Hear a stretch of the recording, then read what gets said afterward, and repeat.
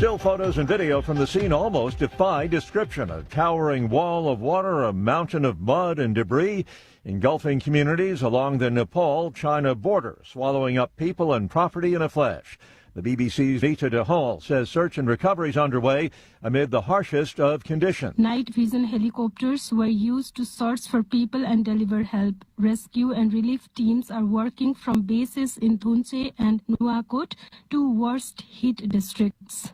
A BBC reporter from the affected area says there is no electricity, no road access and no internet. 5 trucks carrying relief supplies have already been sent, with more aid on the way. The United States, China, the European Union and India have also offered help.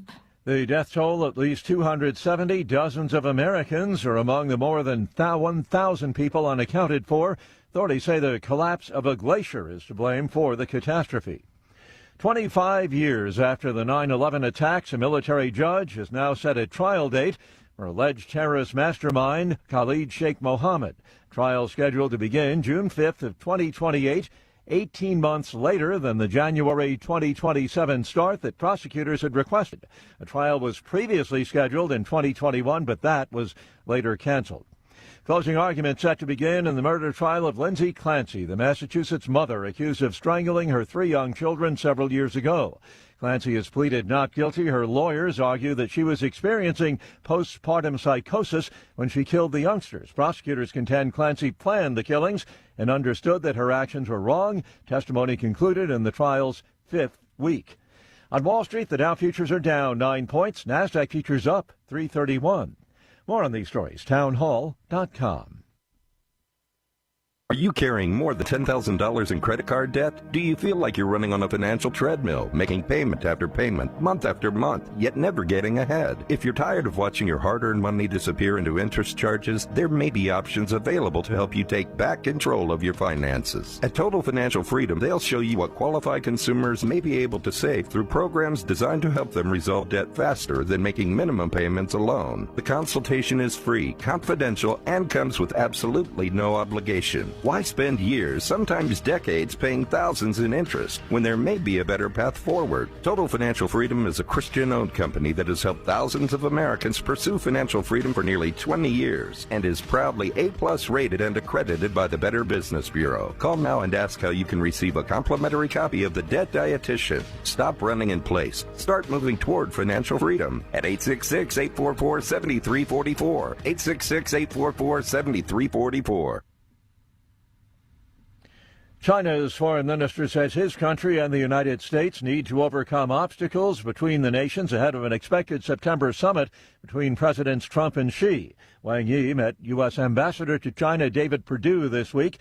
Chinese state broadcaster reports called on both sides to focus on a positive agenda, manage differences, remove interference, and overcome obstacles to high-level exchanges. Presidents Trump and Xi met in May in Beijing. At that time, they pledged to keep the relationship stable and maintain the fragile trade truce. Canadian military spending is surging, with companies expanding into defense contracting. Buxley, known for luxury parkas, is now making high-tech military gear. The Canadian government is investing billions to reduce its reliance on American suppliers. This shift is partly due to pressure from the U.S. to contribute more to NATO, while strained relations between Washington and Ottawa. News and analysis at townhall.com. In communities both large and small around the country, one manifestation of the AI boom is kicking up a storm of controversy that's forcing politicians to stand up and take notice. In the small Nebraska village of Murdoch, now paused plans for 2 potential data centers have sparked the kinds of debates that have raged in cities and towns across the country. And those debates often cut across ideological lines. Some see job opportunities that can help the U.S. compete with China in technology. Others worry about losing farmland and the high amounts of electricity and water needed to power those centers. Keith Peters, Washington. Strong demand for NVIDIA's high-end artificial intelligence chips is sending the company's bottom line soaring. NVIDIA's latest quarterly results blew the doors off Wall Street's expectations. The company is reporting a net income that tops $59.5 billion. More on these stories, townhall.com. Washington is wasting $500 million every year on a federal supervision system that doesn't work. Probation officers are overwhelmed. Resources are going to people who pose zero threat, while actual dangerous individuals slip through the cracks. The Safer Supervision Act stops the waste and refocuses every dollar on protecting families from harm. President Trump's own pollster found about 80% of Trump voters want this fixed. It's time for Congress to get this done. Stop the waste. Protect our communities. Visit safersupervision.com. Paid for by the Reform Action Fund. Bad decisions limit future options. Make enough bad decisions and you will destroy your life. Listen to The Flatline with your host, Rick Hughes, every Sunday morning on the John Fredericks Radio Network. The Flatline describes a main line of resistance in your soul, built on God's Word. Join us every Sunday morning for 30 minutes of inspiration, motivation, and education, all without manipulation. That's The Flatline with Rick Hughes, heard here every Sunday at 8:30 a.m. on the John Fredericks Radio Network.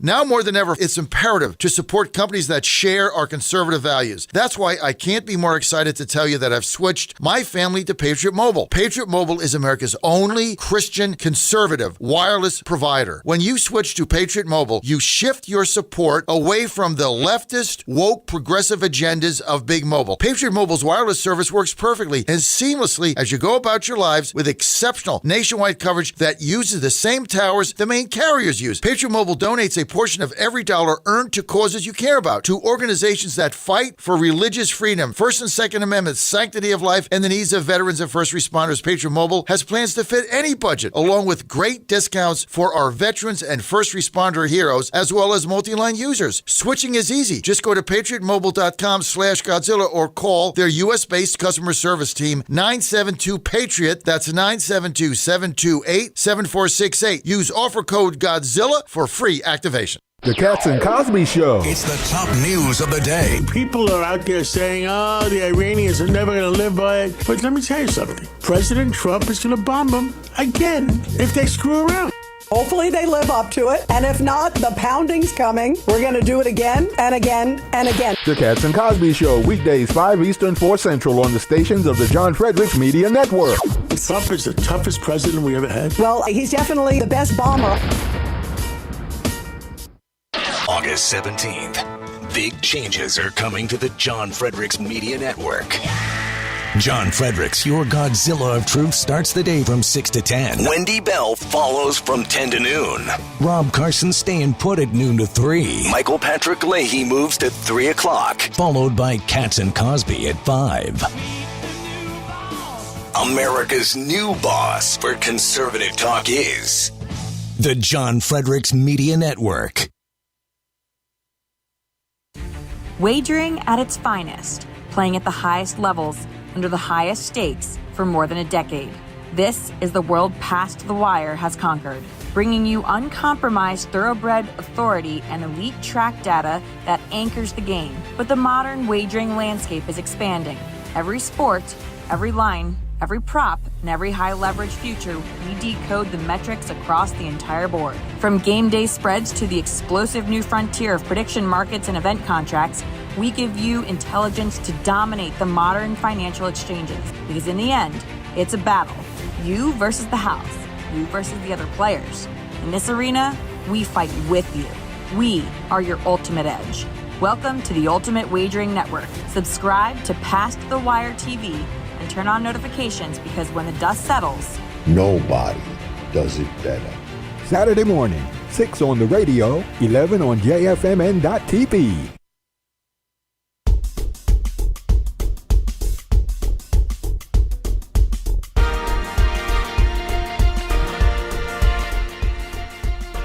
Well, happy Friday Eve, everybody. Thursday morning here on the John Fredericks Media Network. I can't believe that we're already here based on my schedule this week. No place like home. Good to be back. Good to get a good night's sleep in my own bed last night. In any event, this is Dan Hobgood, and time for a look at, among other things, weather and sports. We'll start as we always do with where I am in Richmond, Virginia, where the high today will be 89 degrees. Storms expected this afternoon, a low tonight of 70, still stormy. Right now, the temperature in the River City, 71 degrees. Squirrels fall to Portland last night, 5-4. First pitch for the two teams tonight at 7:05 p.m. at Carmakes Park on what will be Grateful Dead night. In Dan Hobgood's household, that's paying homage to the other Jerry G. Moving on to D.C. A high today will also be 89 degrees. Possible storms this afternoon. A low tonight of 69. Storms likely. Right now, the temperature in Washington, 73 degrees. The Rockies throttled the Nats yesterday, 13-1. First pitch for the two teams today at 1:05 p.m. Commanders at Ravens tomorrow night to close out preseason action for those two teams, 6 p.m. on NFL Network. In Atlanta, a high today of 83 with possible storms, a low tonight of 70. Right now, the temperature in Georgia, 73 degrees. The Braves topped the Dodgers last night, 6-5. First pitch for the two teams tonight at 7:15. Falcons at Dolphins tomorrow night at 7 p.m. In Nashville, you're looking at a high today of 89, a low of 66. Right now, the temperature 69 degrees in Middle Tennessee.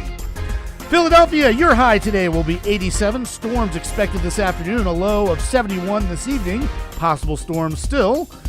Right now, the temperature in eastern Pennsylvania is 73 degrees. The Phils blank the Mariners last night 6-0. Bengals at Eagles tomorrow night, 8 p.m. on CBS.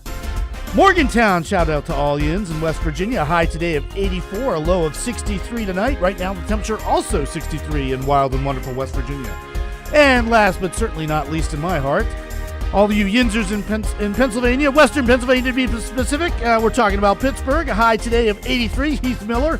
A low of 62. Right now, the temperature, Mario Lemieux, 66 degrees. The Buccos fall to the Padres yesterday, 3-0. Steelers at Bills, 7 p.m. tonight on NFL Network. Meanwhile, in the NFL, the league is axing the Pro Bowl, but will still recognize Pro Bowlers among players. Bringing you today's weather and sports update is the Godzilla Wins radio show for the best insight, analysis, and picks. Watch and listen to Godzilla Wins Saturday mornings from 9 to 11, all across the John Fredericks Media Network. Plus, to get John's daily sports picks, go to GodzillaWins.com. Once again, that's GodzillaWins.com. Okay, we've had a couple days off, but get those active minds ready for a few words to the wise.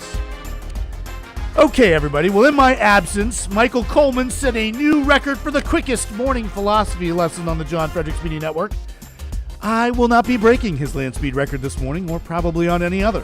Instead, I'll pick up with where I left off on Monday when I teased that I'd be discussing two major political changes necessary for the sake of alignment with our pro-rights, pro-freedom law. The first of these changes won't surprise anybody who's heard me on the mic, and that's the elimination of so-called, quote-unquote, public property. I say so-called because the phrase public property is a contradiction in terms, and at least quasi-oxymoron. The whole purpose of the concept of property is to designate ownership, to indicate that something belongs to X, not Y. Couple the word property with the word public, though, and you end up with the very chaos that property and property rights are supposed to prevent. And make no mistake, public property makes sensible enforcement of property rights impossible. Inevitably, public property results in government rule by arbitrary fiat.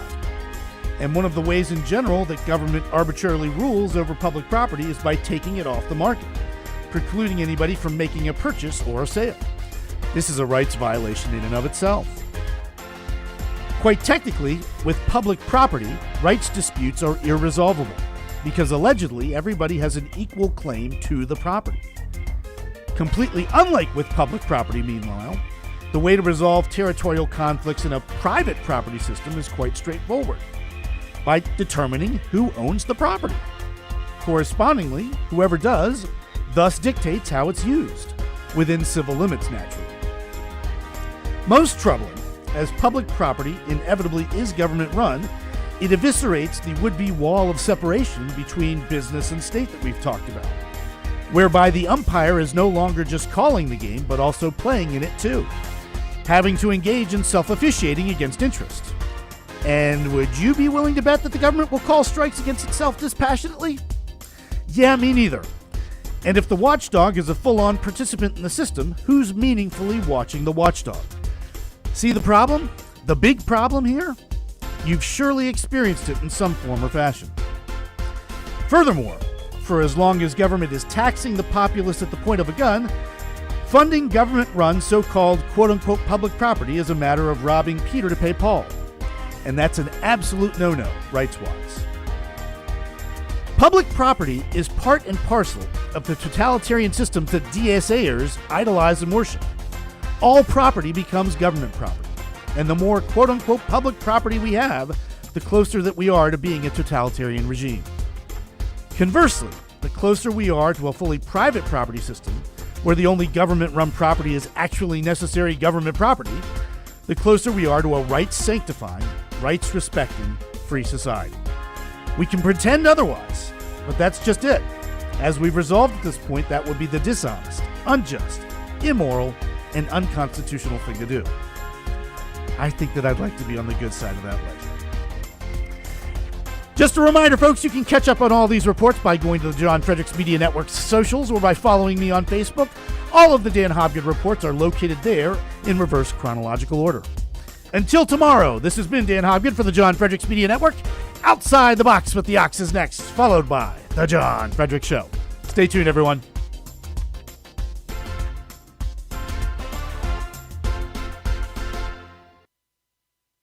The Forward Independence Party of Minnesota. An NPR story covers how a dozen or so people on this year's ballot banded together in this effort to break into a system where it's really not allowed. The party co-chair said, quote, "We are creating something that the people of Minnesota desperately need, a willingness to put the public interest ahead of the partisan interest." Ah, yes, November 3rd, 1998. Thank you for renewing my faith that the American dream still lives. When all the experts were saying he can't win, no, that's not true. We can win. And we have won. But that was a time when the Democrat and Republican candidates both insisted they wanted smaller governments and lower taxes. It was hard to discern a difference. So Jesse the Body wins with just over a third of the overall vote. Fast forward to today, it's impossible. Because thinking outside the box, they're telling us there's a home for politicians who don't have an opinion one way or another about spending an $18 billion surplus on bigger government, taxing Social Security, letting the governor be the king again for the next pandemic, allowing men and women's sports, boys and girls locker rooms, and public funding of sex changes for all 5-year-olds who want one. When our children tell us who they are, it is our job as grown-ups to listen and to believe them. If they do have an opinion on any of these, which it's impossible not to, regardless which way they go, they're painted into a corner having one political home and only one. Here outside the box with the Ox in the Eastern Time Zone and now in West Virginia on the John Fredericks Media Network. John Fredericks. It is the most egregious thing I've seen right now. Download the new WV Sports Nation app from the Apple Store or Google Play and get the entire Mountaineer sports world in the palm of your hand. Right now. Get notified when new stories drop about your favorite Mountaineers teams and athletes. Download the WV Sports Nation app right now. Get updates on next level Mountaineers like Weatherholt and Joe Mazzulla. All that and more right in your pocket right now. Download the new WV Sports Nation app from the Apple Store or Google Play. Download the app right now. Godzilla Wins, where you get the best insight and best information on how to win the most money ever. Guess what? GodzillaWins.com. Let's talk more winners. You heard the man. The all-new GodzillaWins.com is all about winners with fresh daily. Let's talk more winners.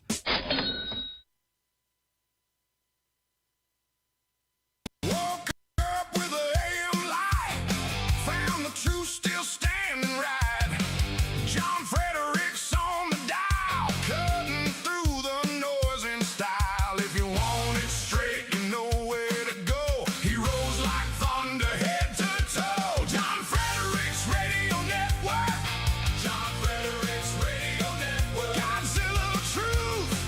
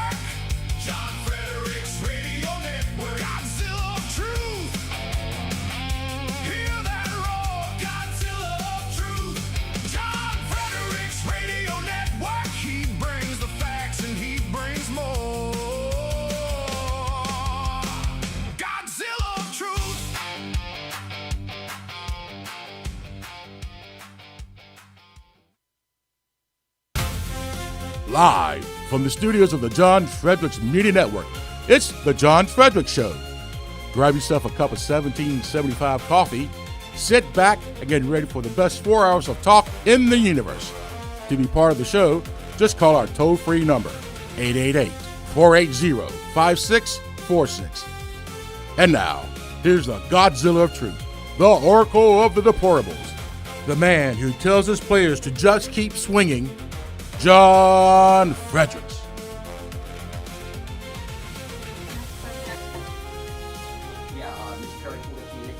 Secretary Kennedy, I wanted to ask you a couple health crises we've got with measles going on in the country right now.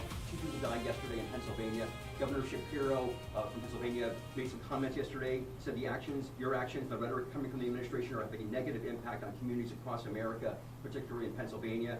He says at least visit parents in a position where it's harder for us to do our jobs to protect our children. Comment on that? Yeah, I mean, I have a couple of comments on that. One is that we're trying to get information about those 2 casualties. According to a statement that was released by the Lancaster County Commissioner today, they cannot find any measles deaths in Lancaster County. And they complain that the governor will not give them that information. CDC tried to get that information from the governor yesterday, and the state is refusing to cooperate. We're doing a better job than any country in the world at controlling the measles outbreak. This is a worldwide epidemic, and it's happening because of the lockdowns, because many kids did not get vaccinated during the lockdowns. And then you had a dramatic diminishment of public faith in the regulatory agencies during the COVID period because of government overreaching, because of the gaslighting and the manipulation. So, and even in my discussion with Governor Shapiro yesterday, and he said to me, well, we've seen this big drop in vaccination rates in the state from 97 to 92.3. He admitted on the phone that it all happened during the Biden administration. Since I've been in office, since President Trump's been in office, there's been a 0.1% diminishment. We are actually restoring faith in the public health agency, so people will take our advice. And our advice is that people should get the measles vaccination. There are certain communities and certain religious communities that won't do that, and we want to take care of those kids as well. So, you know, Mexico has 11 times the amount of measles cases as we do. Canada has 4 times the amount of measles cases. Britain has 2 times. We've done it every place there's been a measles outbreak. I've sent the CDC in to cooperate with the state health agencies, and we've brought it to an end overnight. And the only state that won't cooperate with us is Pennsylvania, and we can't get any information. The press is all covering this as if those measles deaths actually happen, but nobody's doing the little bit of critical inquiry to find out. We're trying to figure out whether, you know, who those deaths were and whether they actually happened, and we can't figure that out yet. The ballot, Sean, you and I both know that if the Democrats take the House or the Senate, his legislative agenda is over. He will be investigated. He will be impeached for a 3rd time. His legislative agenda is over. He is on the ballot. He proved that last night in South Carolina. When he puts his foot into it, he can get results. Darlene won last night. She worked really, really hard. But President Trump coming to Myrtle Beach, President Trump putting his foot into it, that, I am convinced, is what pushed her over the top. Well, I'll also add a lot of other good people. You had our mutual friend, Tim Scott. We had you and the governor and a lot of congressmen that had run in the original primary supporting her. They deserve a lot of credit, Russell too. Fry. But, yeah, I mean, the guy leading the train, the guy with the most juice is President Trump by a long shot. But a back door, and so is Russia. Yeah, there's a lot of questions here, Annie, and it is obviously in the backdrop of the midterm elections in November, fewer than 70 days. The president's foreign policy handling, his job approval on the Iran situation, on U.S. foreign policy overall, is underwater, and this is part of the problem, the Iran war and how it sits. However, if you look at last night's runoff elections in South Carolina, Darlene Graham pulls off this win with the backing of President Trump. The Oklahoma governor candidate that the president endorsed, Mazie, pulls out the win in Oklahoma. If you look at the endorsement tracker, the numbers for the president's endorsements, the U.S. Senate's at 100%. The U.S. House, he's missed 4. It's at 98%. Governor, he's a little bit down at 76%, but a total of endorsements at 97%. Point being, the numbers show that he is still very strong in the Republican Party. And even though approval numbers, is this election going to be a referendum on President Trump? Yeah, I mean, I would say two things about that. The first thing is, particularly with the South Carolina primary and with Ms. Graham, every single time the chattering class in Washington starts to say, "Oh, Donald Trump is losing his grip on the party," and I'm going to just say, Brett, I have been part of that. Every time that happens, that's a good realization. Thank you for that. I feel like a confessional. Yes. Okay, go ahead. But every time that happens, he so far has proven us wrong. So there's that. And, I will just leave it there. Okay, Ben. Well, look, I think the president's dominance over the party is Hey, folks, Dan back with you this Thursday morning, August 27th, 2026. Good to be back in Richmond after a trip to South Carolina to at least observe what was going on down there with regard to the Senate primary, the impromptu primary following Senator Lindsey Graham's death. Obviously, his sister wins over Ralph Norman, not to be confused with former Virginia Governor Ralph Northam. I make that mistake all the time, folks. It's just inevitably going to happen based on my Virginia background here. But got to speak to Congressman Norman, who I think is going to be retiring to private life after his term in Congress ends coming up this January. But what a nice guy, very decent seeming guy. Obviously, John and I were rooting for him to win the primary. We're sad that he didn't, but we'll see what happens from here. Darlene Graham is going to be the Republican nominee on the ballot, and pretty much de facto, somebody who is the Republican nominee is preferential to the Democrat nominee. Even if the terms Republican and Democrat, as I've explained on the Dan Hopkins Report, are basically synonymous, there's a big difference, practically speaking, between what Republicans are and what Democrats are these days. And for me, it's a no-brainer in terms of who's the better variation. We did have a call on the line. I was going to see if Mel wouldn't mind if I get to him instead of John. Mel in Saratoga Springs. Hey, how are you, buddy? Hey, good morning, Dan. It's good to talk to you, and thank you for taking the call. Absolutely. Hey, Larry Krasner. Yes, sir. Thank you. Hey, Larry Krasner, the DA of Philadelphia, yeah. This guy's got more nerve than a toothache. And, and for as far as Todd Blanche is concerned, I think this guy is a Democrat plan. He's always been a Democrat hack, throughout his career. And why President Trump's got him in his cabinet is way beyond me. For this guy to threaten to blow up the ballroom and take pieces and use it as a paperweight, I mean, that's a threat. That's a federal crime. And why does Krasner, the way he said about blowing up the ballroom, is still out here walking free, is well beyond me. I mean, if I were, Kash Patel, why is he not kicking this guy's door in the middle of the night, dragging his backside out of his house, and throwing him in the back of a car and take him right to Guantanamo? I don't understand it. You just can't go speaking like that and getting away with it. Now, if I were to say something like that, I know what would happen to me or anybody, the average American. I know what's going to happen. Your dog's getting kicked in, Jack, and ain't no joke. They're going to drag you out, whoop your behind, and they're going to take you right on a plane and right down to Cuba you go, to Guantanamo. How's this guy getting away with it is way beyond me. I don't understand. And I do support President Trump 2028, but hey, Mr. President, you better start getting tough. You better start showing some of that Queens street cred, man, and get tough out here on these people because, your base is starting to have second thoughts. But like I said, I support you, but you better start acting like a president, man, of the United States and have the American people's best interest in mind and stop letting these goddamn Democrats keep getting away with all the BS. Because I wouldn't piss on a Democrat who's laying on the ground here in front of me on fire to put them out. Right. I've got confrontations with Democrats where I live in Saratoga Springs, more or less on a daily basis. And I tell them, don't look at me, don't speak to me. Y'all ain't no kind of good. Don't even speak to me, please. But Mr. President, you better get your act together, man.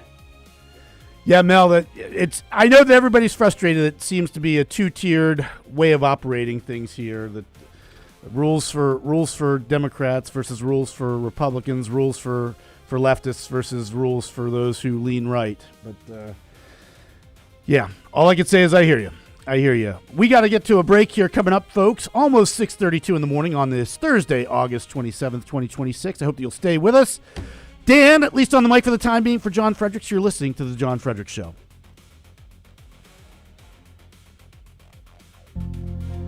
Ponder this. Most people want to have a good day every day. In order to do this, we must start our day with gratitude and keep an attitude of gratitude throughout the day. I offer you my recipe for having a great day and a joyful life. First, start each day being grateful that the Lord has given you another day to serve Him. Roll yourself out of bed, get on your knees, and say a morning prayer of thanksgiving. Ask the Lord to help you throughout the day to do whatever His will is for you. Next, thank God for the little things that make your day better. I thank Him immensely for my morning coffee and for my legs that allow me to take a morning walk.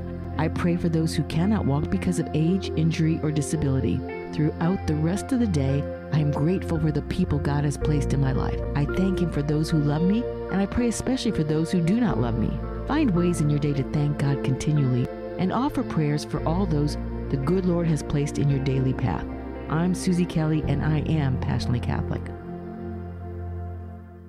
This is Crom Carmichael, CEO of Solti. We got a wonderful email from one of our customers up east named Joe, and here's what he had to say. I started taking Solti almost out of desperation with little hope because I was resigned to the futility that although I was up to taking 2 statins a day, high cholesterol was something I just had to learn to live with. In fact, when I turned 60, after taking a stress cardio test, my doctor called me on a Saturday, which of course is never a good sign, and told me that I was clogged more than 95% of the people my age. I had an angioplasty and a stent procedure done at that time. Today, my stubborn triglycerides are only 1/3 of what they had been before starting taking Solti. My prescription statin dosage has shrunk from 60 milligrams to only 10 milligrams a day. My primary care doctor that I have had for many years still can't believe the results, and neither can I. Thank you, Solti, for providing such a wonderful product. And folks, I want to invite you to take care of your heart also by going to GodzillaHeart.com. That's GodzillaHeart.com. Use the code Godzilla at checkout, and you'll get a 50% discount on your initial shipment. Thanks so much.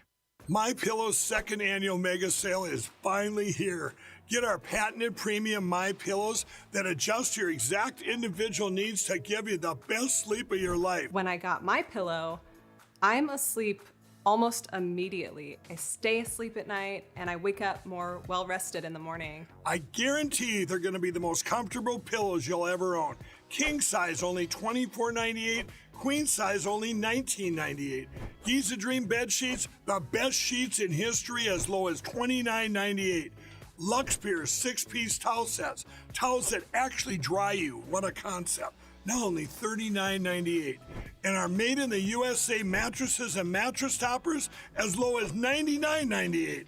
So go to mypillow.com or call the number on your screen. Use your promo code to take advantage of our second annual mega sale.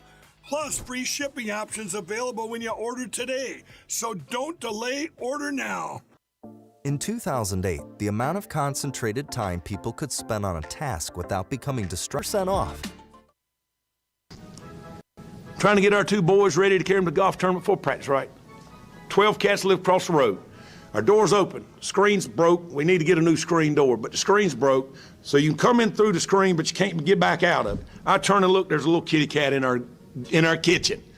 So I said, what are you doing in here, little kitty cat? By that time, the cat turns, tries to get back out. That screen won't go that way. Cat starts going, meow, all crazy. And I told our players, we need more dogs. Bo's barking in the back. I have to go shut Bo up. Mel's like, what's going on? I said, there's a cat in the house. Cat in the house? I said, yeah, there's a cat in the house. So I told our players, I tried to let it out the front door. Meow, meow, the cat's still going crazy in there. And I told our players, you need to be more like a dog. We don't need a bunch of cats in here looking in the mirror. Do I look good? I got my extra bands on. I got my other shoes on. Be a dog. We don't need no meows. We don't need no cats. We need more dogs. Don't touch that dial. You found your home of the truth. Do you solemnly swear to tell the truth, whole truth, and nothing but the truth? With the best analysis in America. You can't handle the truth. And now back to the John Fredericks Show. Well, it's great to be back. Good to have you with us. And I am your Godzilla of the truth in America. More internet problems today, Dan. Don't know what really is going on here every time I come, but it is what it is. We'll be out next week. We'll be in Nashville all week next week. But here we are back today. Good to have you with us. Great show. We got DC Dispatch coming up. They're going to be with us at the top of the 9 o'clock hour. We got Rob Carson's going to be joining us at 8. And it's good to be back. Good to be back in the nation's capital in DC. And thanks for joining us today. As always, we're going to be rocking and rolling. Lots to talk about. We got Vic in Florida, line 1. Let me just give an overview of what is going on. This I just got the itinerary for the convention in Dallas. This thing is going to be hot. Don't make no mistake about it. President Trump is going to pull out all the stops. The campaign is going to start in the fall. It is going to commence with this convention in Dallas. And we got something like 58 speakers. President Trump will be there both days. He'll be addressing the convention Wednesday and Thursday. His keynote is on Thursday. Vance's keynote is on Wednesday. This place is going to be absolutely packed and ready to go. And I tell you what, all the fake polls out there you're getting, they're going to start to turn in September. The fake ones, they can't fake it enough, but they're going to start to turn as we get into September. And mark my words, I'm always right about this stuff. You look at the legitimate polls, Rasmussen, McLaughlin, some of those, they're going to start to turn because people are now understanding that this economy is roaring. Things are getting better. There's a plan in place, and the Democrats offer them absolutely nothing but communism and more nonsense and impeachment, and they're not going to stand for it. This is why I'm still bullish, and I think we're going to win. Now, President Trump, he's got to get out there. He's got to get on the road. After September, after that convention, get on a plane, get whatever you go. Don't go back to the White House. Rally after rally after rally after rally is what we're going to need. He's starting in Texas. He's going to be there tomorrow in Houston, Texas for Paxton. This is what we got to do. He proved in South Carolina when he gets engaged and MAGA Inc. spends all that money and the PAC gets the calls out and they do the teletown halls and they get their act together and they send the emails and they do the robocalls. They can get their voters out. They got them out in South Carolina for somebody nobody heard of or wanted. These people came out there and they voted for Darlene Graham for one reason. Trump asked them to, period. Had nothing else to do with her. It was her debate performance was an absolute abysmal clown car, but it doesn't matter. Trump asked people to vote for his person. They got out, low propensity voters, and they did it. This is why the Democrats now, they're looking at South Carolina, and I was the first one to tell you this. Now everybody's saying it. Isn't it amazing how I'm always ahead? Thank you. Right? Everybody's saying what I said that morning. This is now shows you the power this president has. And he's going to start saying, hey, I might not be in a ballot, but you're going to make believe I am. That's what they did in South Carolina. And that was highly successful. 888-480-JOHN, 888-480-5646. A couple of announcements. You want to follow me on social media, at JF Radio Show, at JF Radio Show. Don't forget to subscribe to our YouTube channel, which has got everything we have here. It's podcasted. People call it a podcast. We're live, so I don't call it that. But it's podcasted, which means you can get it on demand. Just go to our YouTube channel. You can download there. All you have to do is go to johnfredericksmedia.com. John Fredericks, I'm sorry, go to YouTube, John Fredericks Media. It'll come right up. Every segment, every phone call, everything is there posted in the afternoon. You get the whole show. You can get parts of it. We've also got our clips up. You can follow me on social media. And if there was ever any time to follow me, it's right now because of these midterms coming up. You got to follow me right now. This is the time to do it. Also, announcement so everybody knows, if you're listening to me in Atlanta on AM 1690, the programming in Atlanta is being changed. It's not us. We have sold it. We're in the process. I have to say the right words for the FCC. We're in the process of a sale. It's a matter of public record. FCC has to approve it. But in the meantime, starting September 1st, another company is doing what is called a license management agreement. Midnight, September 1, they take over programming. So if you tune us in on Wednesday on AM 1690, you're going to get a completely different programming. It's had nothing to do with us. Different owners, different programming. If you're on our app, WMLB, that's fine. If you go to 690.com, 1690.com, and you get that, that's fine. Nothing will change.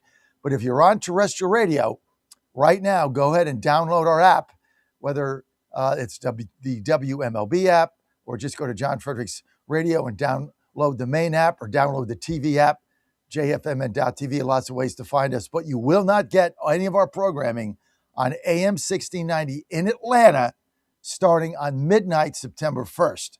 This is a done deal. So they are taking the programming over. Michael Comer has already set it up. They've already been in contact with us. And that is happening September 1st. And that sale should go through, sometime in October. Let's get to the phone lines. Vic in Florida, line 1. Vic, you're live.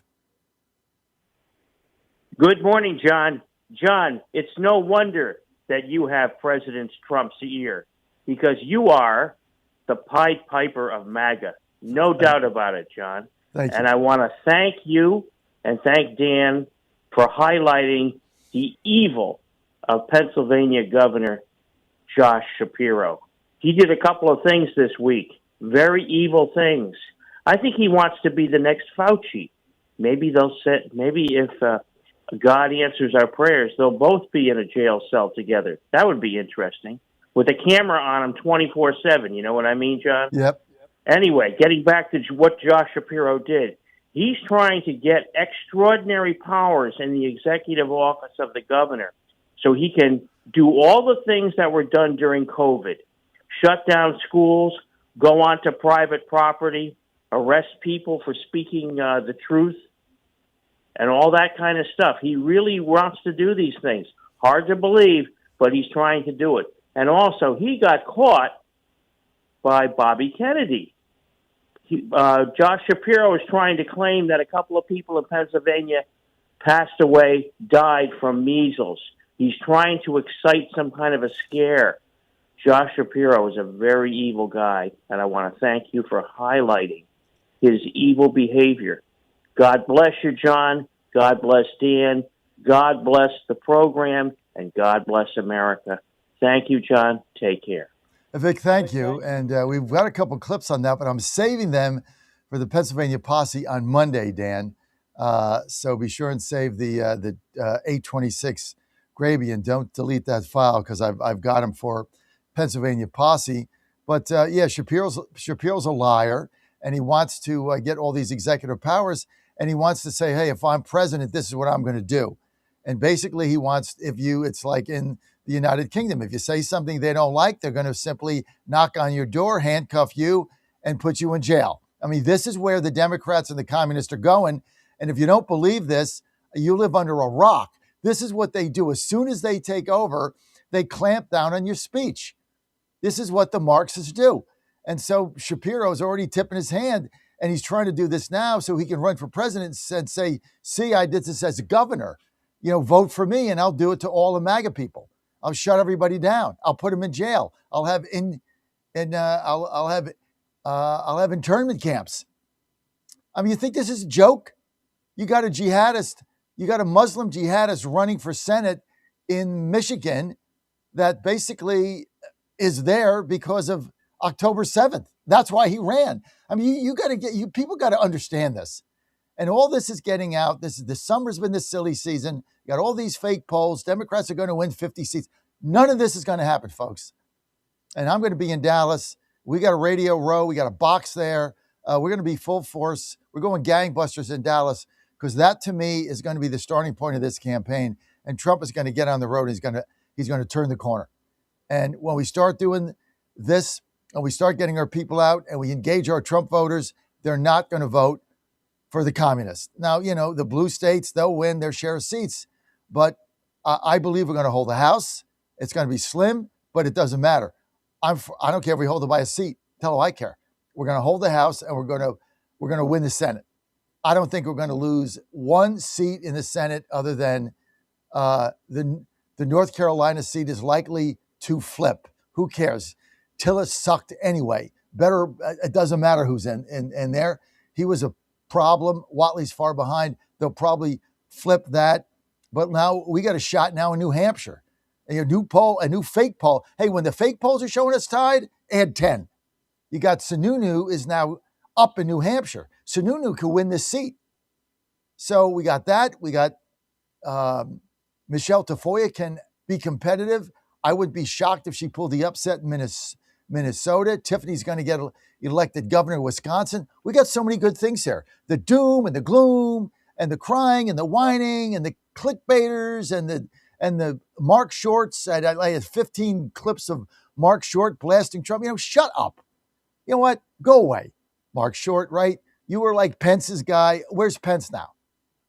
Where's Pence? No one cares what Pence says. No one cares what you say. No one cares, right? The straights they're getting open more every single day. I got clips on that. So you know what? Be cheery today. We're going to turn the corner. The worst is behind us. The worst gas prices, the worst inflation, the worst is in the rearview mirror. The best is coming over the next 60 days. These straits are open, folks. The oil is flowing through. And when the IRGC says it's closed and the Democrats say it's closed, they're lying. I mean, the ships are getting through at a record number now. Where I understand from people, we're 3 weeks from the same level of shipping before this started. Then gas prices are going to plummet. So we're escorting them through. We're doing without fanfare. We're not banging our chest, jumping up and down. We're just getting these ships through, and we're taking control of the strait, and they can't control it, and Iran has no leverage. So all these good things are happening. Phone lines open, 888-480-JOHN, 888-480-5646. Rob, line 2 in New York. Rob, go. You're live. Good morning, John. What's up? I think I agree. And again, you were ahead of the pack, calling that Trump still has the juice. And now you listening to everyone else. You played that Trey Gowdy clip. My only concern about that whole thing is actually it's not really so much of a concern. It's really we should be reminding the rest of the elected Republicans stop running away from Trump. Yes, thank you. And we as the voters should not just, rely exclusively on Trump because I love the guy. I've happily voted for him 3 times, but he's out of there in 2028. So, or after 2028.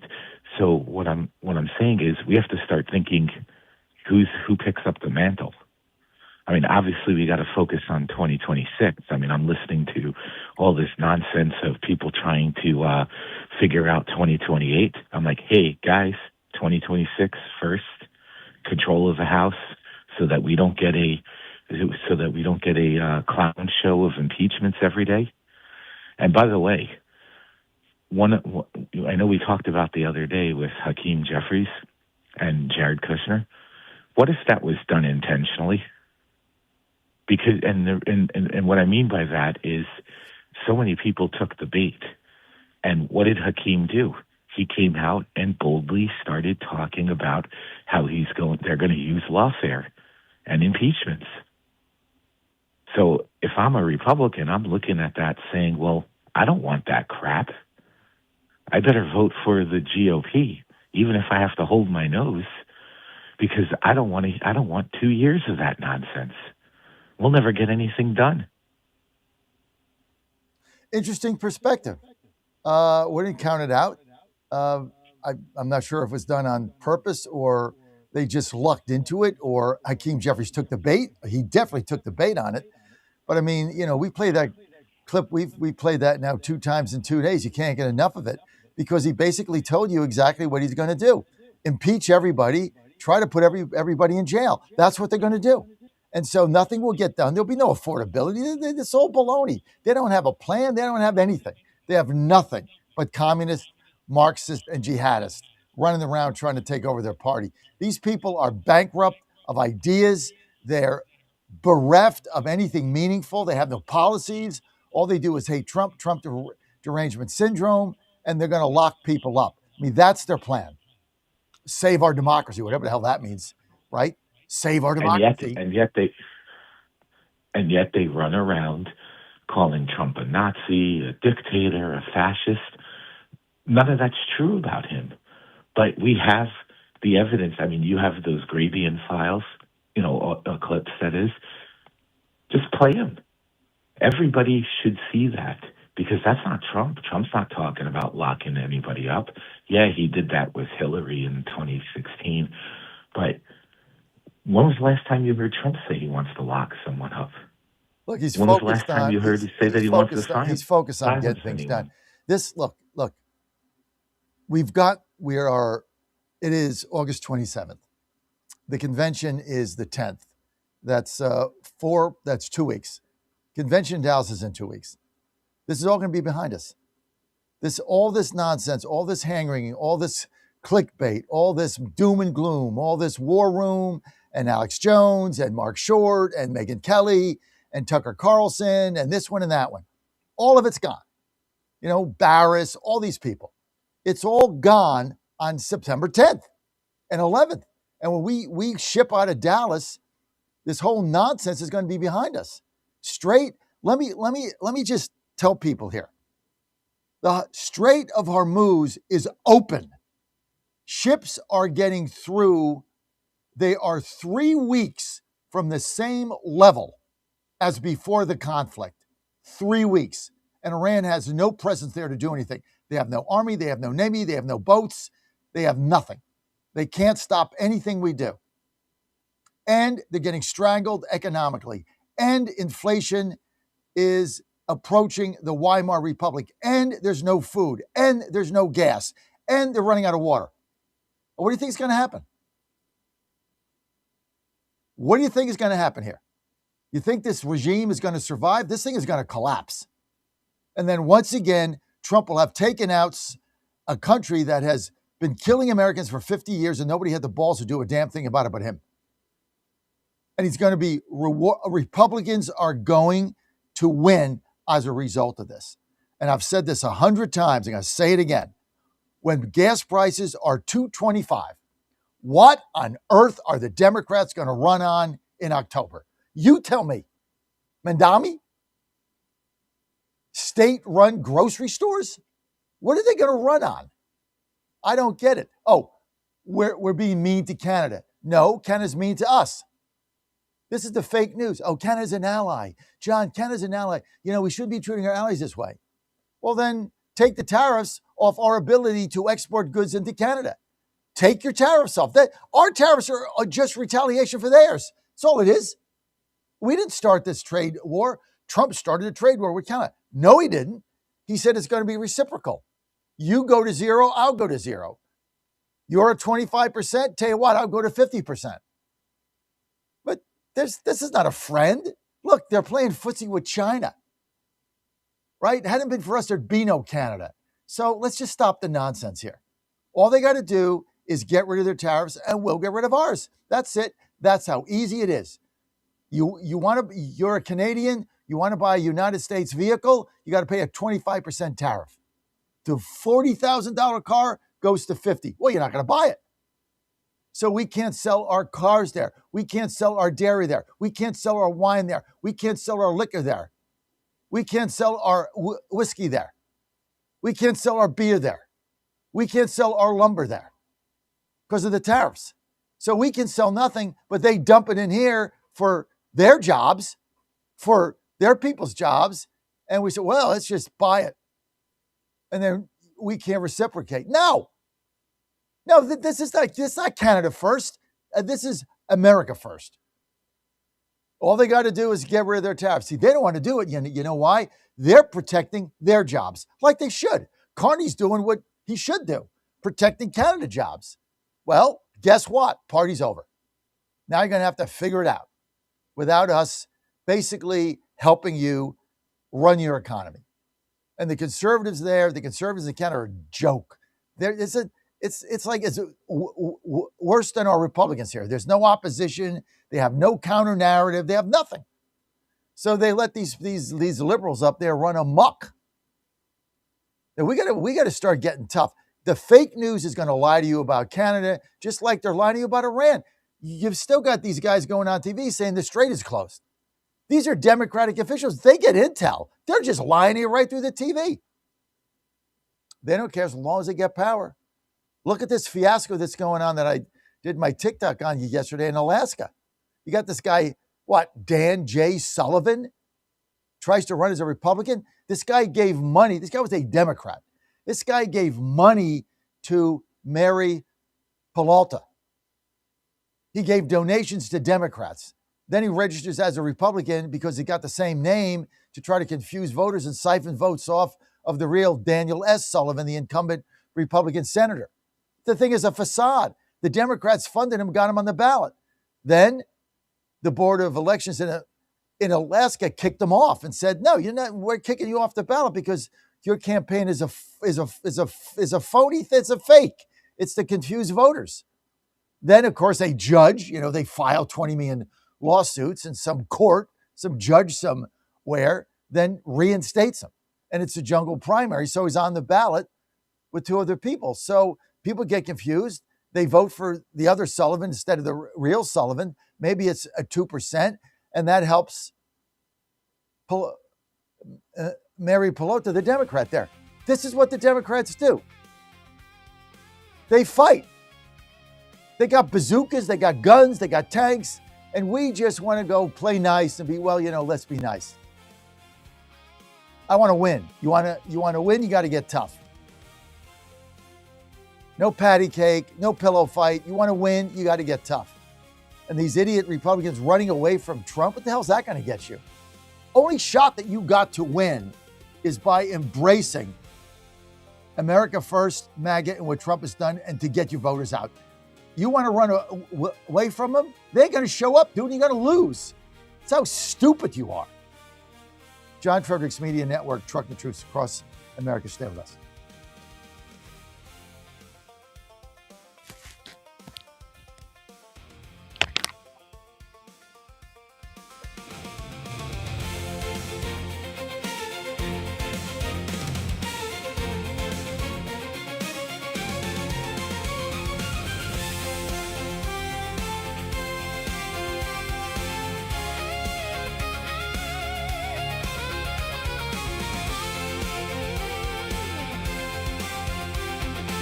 WJFN W224EB 92.7 FM Chester, W299DB 107.7 Barnaire, 100.5 FM Goochland, and WJFB. Breaking news this hour from Town Hall. I'm Rich Thomason. 273 and counting. That's the death toll from the catastrophic flooding, the massive rock and mudslide. It swallowed up and swept away entire villages in Nepal along the border with Tibet. Authorities say a glacial collapse and a massive surge of water and mud through mountain valleys, destroying roads, burying buildings, and cutting off communities. Across the border in Tibet, hundreds remain unaccounted for as helicopters and rescue teams continued searching for survivors. Correspondent Ken Lorman says 1,300 people are unaccounted for, with many tourists, including Americans, among them. Now an international search and recovery effort is kicking into high gear, with the U.S., China, and the EU all involved. A military judge has set June 5th of 2028 as the starting date of the trial for an alleged 9/11 mastermind. Khalid Sheikh Mohammed was captured in 2003 in Pakistan and then subjected to extreme interrogation techniques, including waterboarding.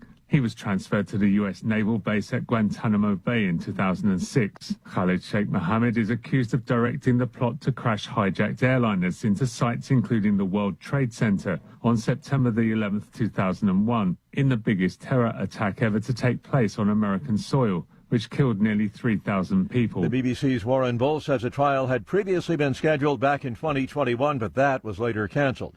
Kids under 18 will soon see a host of changes to their Instagram and Facebook accounts, thanks to a historic $18 billion settlement between Meta and 48 states. Meta agrees to take steps to keep kids under 13 off its platforms and teens in age-appropriate accounts, and to enact a hard limit of 2 hours a day for users under 18. These are among other changes to be implemented as a result of that settlement.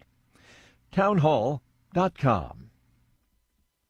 Are you carrying more than $10,000 in credit card debt? Do you feel like you're running on a financial treadmill, making payment after payment, month after month, yet never getting ahead? If you're tired of watching your hard-earned money disappear into interest charges, there may be options available to help you take back control of your finances. At Total Financial Freedom, they'll show you what qualified consumers may be able to save through programs designed to help them resolve debt faster than making minimum payments alone. The consultation is free, confidential, and comes with absolutely no obligation. Why spend years, sometimes decades, paying thousands in interest when there may be a better path forward? Total Financial Freedom is a Christian-owned company that has helped thousands of Americans pursue financial freedom for nearly 20 years and is proudly A+ rated and accredited by the Better Business Bureau. Call now and ask how you can receive a complimentary copy of The Debt Dietitian. Stop running in place. Start moving toward financial freedom at 866-844-7344. 866-844-7344.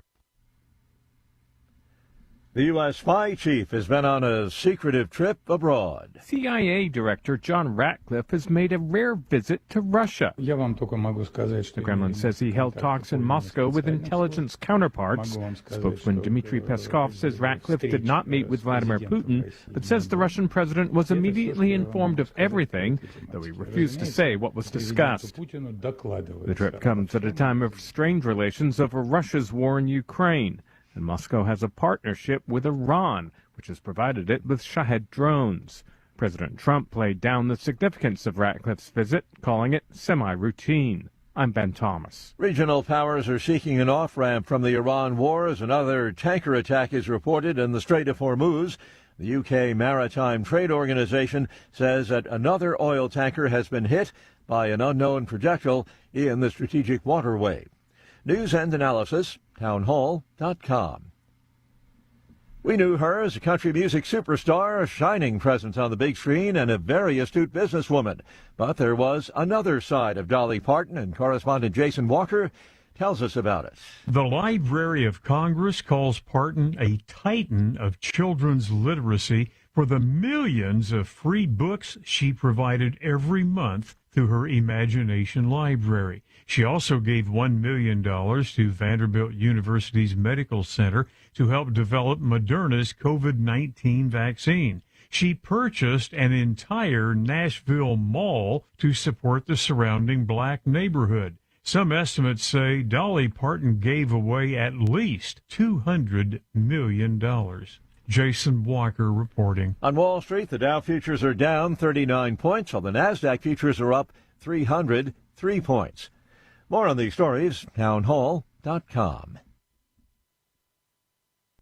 Washington is wasting $500 million every year on a federal supervision system that doesn't work. Probation officers are overwhelmed. Resources are going to people who pose zero threat, while actual dangerous individuals slip through the cracks. The Safer Supervision Act stops the waste and refocuses every dollar on protecting families from harm. President Trump's own pollster found about 80% of Trump voters want this fixed. It's time for Congress to get this done. Stop the waste. Protect our communities. Visit safersupervision.com. Paid for by the Reform Action Fund. Trouble getting to sleep and staying asleep is infuriating. Your mind races, you toss and turn. Nutrition company Healthy Cell created REM sleep to help you quickly fall asleep, stay asleep, and sleep deep. Unlike other supplements that don't work, REM sleep is not a pill. It's a gel you swallow with ultra-absorption of science-backed ingredients supporting all 4 stages of sleep. Go to healthycell.com and use code GODZILLA for 20% off your first order. Risk-free. Love it or your money back. Guaranteed. Healthycell.com. Code Godzilla. My Pillow's second annual mega sale is finally here. Get our patented premium My Pillows that adjust your exact individual needs to give you the best sleep of your life. When I got My Pillow, I'm asleep almost immediately. I stay asleep at night and I wake up more well-rested in the morning. I guarantee they're going to be the most comfortable pillows you'll ever own. King size only $24.98, queen size only $19.98. Giza Dream bed sheets, the best sheets in history, as low as $29.98. Lux Pierce 6-piece towel sets, towels that actually dry you. What a concept. Now only $39.98. And our made in the USA mattresses and mattress toppers as low as $99.98. So go to mypillow.com or call the number on your screen. Use your promo code to take advantage of our second annual mega sale. Plus, free shipping options available when you order today. So don't delay, order now. The Trump administration has brought positive changes when it comes to fixing our broken healthcare system. If we really want to make America healthy again, well, that starts at home. And that's where the Wellness Company comes in. You see and hear from the Wellness Company doctors all the time, and you know their products are the gold standard for keeping you and your family safe and healthy, giving you the opportunity to make sure you're prepared for whatever happens with their prescription medical kits. Additionally, the Wellness Company offers a variety of products, from parasite cleanses to methylene blue to weight loss and so much more. Make America healthy again starts at home. Do your part and protect the health of you and your family. Live a healthier, longer, and more satisfying life. Go to twc.health/Godzilla and order. That's twc.health/Godzilla. Use promo code Godzilla to save 10% today. Now more than ever, it's imperative to support companies that share our conservative values. That's why I can't be more excited to tell you that I've switched my family to Patriot Mobile. Patriot Mobile is America's only Christian conservative wireless provider. When you switch to Patriot Mobile, you shift your support away from the leftist, woke, progressive agendas of Big Mobile. Patriot Mobile's wireless service works perfectly and seamlessly as you go about your lives with exceptional nationwide coverage that uses the same towers the main carriers use. Patriot Mobile donates a portion of every dollar earned to causes you care about, to organizations that fight for religious freedom, First and Second Amendment, sanctity of life, and the needs of veterans and first responders. Patriot Mobile has plans to fit any budget, along with great discounts for our veterans and first responder heroes, as well as multi-line users. Switching is easy. Just go to patriotmobile.com/Godzilla or call their U.S.-based customer service team, 972-PATRIOT. That's 972-728-7468. Use offer code Godzilla for free activation. Live from the studios of the John Fredericks Media Network, it's The John Fredericks Show. Grab yourself a cup of 1775 coffee, sit back, and get ready for the best 4 hours of talk in the universe. To be part of the show, just call our toll-free number, 888-480-5646.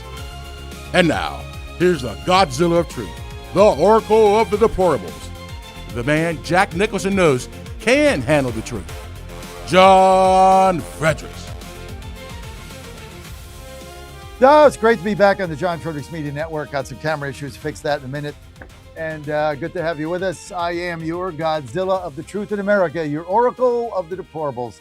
Having so much fun today. Thanks for joining us. As always, quick announcement. I got to keep saying this now, folks, every day. If you're not in Atlanta, I'm sorry, but we got to say it. If you are listening to us right now on AM 1690 in Atlanta, that station will no longer be carrying our programming. We are in the midst of selling it, and that will change programming on September 1st. So you be sure and download one of our apps. If you're on any of our apps in Atlanta now, those will still work. Those will be the same. You don't have to make any changes. But if you're listening to us on the radio, AM 1690 in Atlanta, September 1st, not there. It's being sold. So if you do me a favor, if you're there and you want to get our programming, download our free app. Just download our free app, and we're going to be good to go right there. And you can get it by just going to johnfredericksradioshow.com or WMLBAM1690.com. Any of those, anywhere you can get our app. You can download our TV app, JFM.TV. You can get the same programming you know and love, but you're not going to get it on AM 1690 come September 1st. That programming is changing. at midnight. So just so everybody knows. But what you can get is one of the best cups of coffee you're ever going to have, which is my coffee, 1775. Why is it so good? Here's why, folks. It's fresh roasted daily. Nobody does this but 1775. They figured this out. Now, it comes from Bolivia, high up in the mountains. So you're going to get the best beans, and they dry roast it daily, and then you get it right to your door. Phenomenal. Hang on, I got to have my first sip of the day. Hang on. Got to get an extra one there. Damn. That's good coffee, folks. Go to 1775.com. 1775.com. This is the best coffee you're ever going to find. 1775.com. Love this coffee. And I can save you 10%. Just put in promo code Godzilla. Promo code Godzilla. I get the dark roast and the premium, but they've also got a mild. So you get what you think is the best for you, but just try it out. Because you've tried out one time we got you. Coffee is that good. 1775coffee.com. 1775coffee.com. Let's get to the promo code Godzilla, 10% off. Save some money. It's all good. Let's get to Tim in Hopewell, Virginia. Tim, you're live. Hey, John, how are you this morning, my brother? How are you doing? Never better. Hey, look, I never thought I would live to see the day that you and Karl Rove are on the same messaging. He was on a tear yesterday about the DNC. He said every Republican candidate, I don't care if they're running for dog catcher, county commissioner, U.S. senator, he said every Republican candidate needs to tie the DSA to the Democrats. Put them on the spot. Just go down the agenda and ask them, are you for this? Are you for that? Are you for giving away free housing? Are you for all these crazy, getting rid of prisons, all that crazy stuff? He was exactly on the same messaging as you, and he was on a tear. The other thing is these mail-in ballots, they've come back again. So let's see what happens with the mail-in ballots. And the other thing is, the other kind of unknown for this election, especially with Democrats, is how many illegal aliens were deported. How many votes they're actually going to lose. That's the greatest unknown, and the Democrats are scared of that. Look, Tim, I think you made all 3 points. You nailed them all, and I appreciate your input on all of those. Let me unpack what you just said. I agree with Rove. There's every single Democrat now should be asked the question. If you get, I don't have the clips, but if you went to Debbie Dingell in Michigan, she's saying, stop asking me about Hassan Piker. Stop asking me. Stop asking me about it. And the reporters are like, no, we're going to ask you whatever we want. No, I'm not going to take any more questions on it. If you ask it, I'm not going to take your question. Okay, really? Well, why is he coming to your state? Why is he campaigning with this guy? Why did he say not enough Americans died in 9/11? Why is he saying the greatest thing that ever happened was October 7th because that inspired all of our candidates? Why is he campaigning with your candidate for senator, Debbie? No, we are going to ask you questions. Debbie, who the hell do you think you are? Debbie. No, we're going to keep asking questions. And everybody needs to ask questions. What are you for? Here's their platform. They're taking your party over. Is this what you're for? So I think he nailed it. Absolutely nailed it. Let's get to the measles clip. This is going to be clip 14. Here's Josh Shapiro. Guy's lying through his teeth. Absolute lying weasel. Roll it. The governor was in Lancaster County yesterday, came to Women's and Babies Hospital, LGH Penn Medicine Hospital, along with the Pennsylvania Department of Health and others. Commissioner Yoder was there and made an announcement that there was 2 individuals who died. I think the terminology was measles associated or something like that. Deaths, but the underlying assertion in that was that they died from measles. That certainly was what was communicated in the press. We had many inquiries from the press. There was much interest locally and nationally, and also from members of the public, our constituents. And I think it was reported that these were the first measles deaths in the U.S. in 35 years. Alice can correct me if I'm wrong, but I think that's what was reported. So it was a big deal, and I think there is transparency owed around that. There was no information released about the two individuals other than that they were unvaccinated. And the law does allow for information to be released. It can be released without identifying the individuals, but providing some demographic background information, age, that sort of thing. So because of obviously there's a lot of interest in that. Obviously it sound like very tragic cases.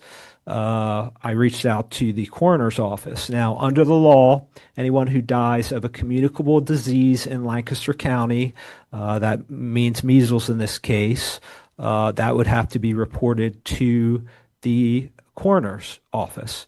And I spoke at length yesterday with a senior member of the coroner's staff and spoke at length this morning with the coroner himself, and they have 0 cases of measles death. They have one patient, and the coroner spoke about this in the press, but they had one patient who died with measles, not of measles. We don't know if the state is counting that patient as one or not, and we know nothing about the other. And so I reached out to LGH Penn Medicine yesterday and again this morning. I reached out to the governor's office. I've received no responses from any of them. Brian Pasquale, our director of public safety, just talked to him. He doesn't have any information.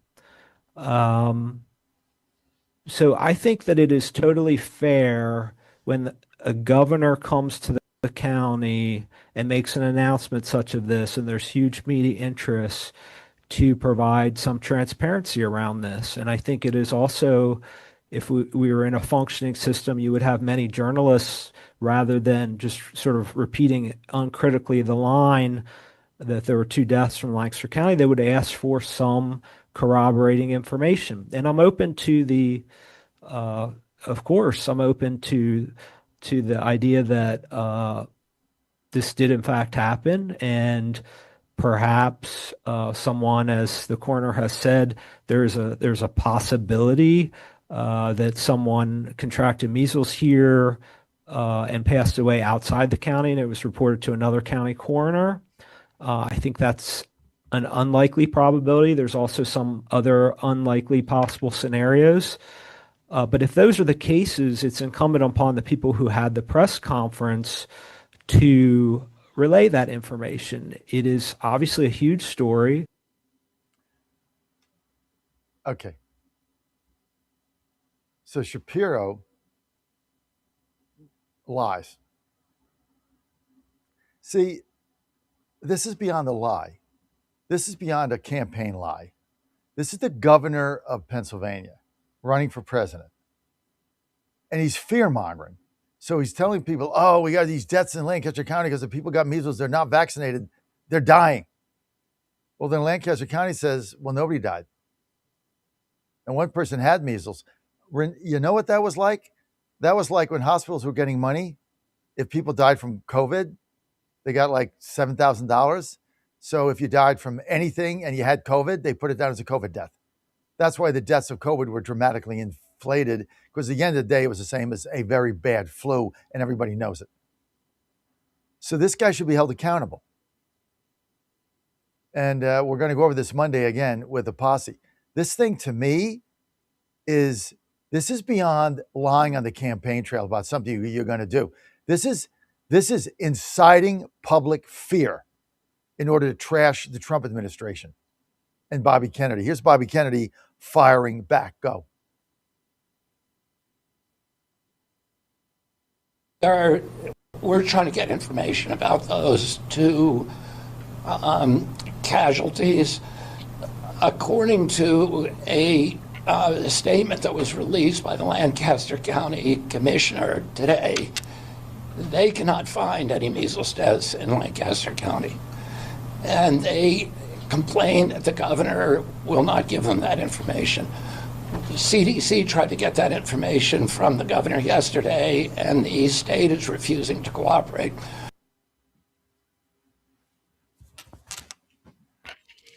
So the state won't cooperate because they're lying to you.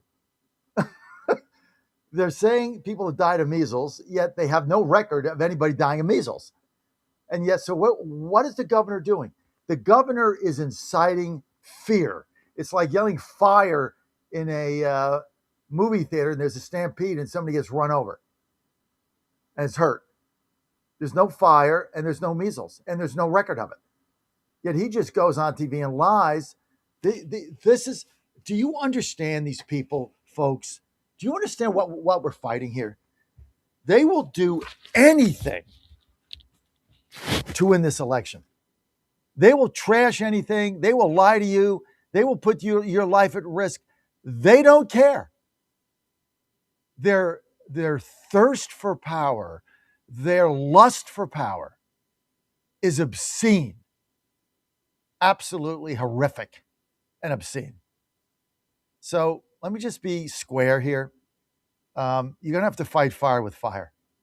And we can't sit back and just, tuck tail and do clickbait, do podcasts.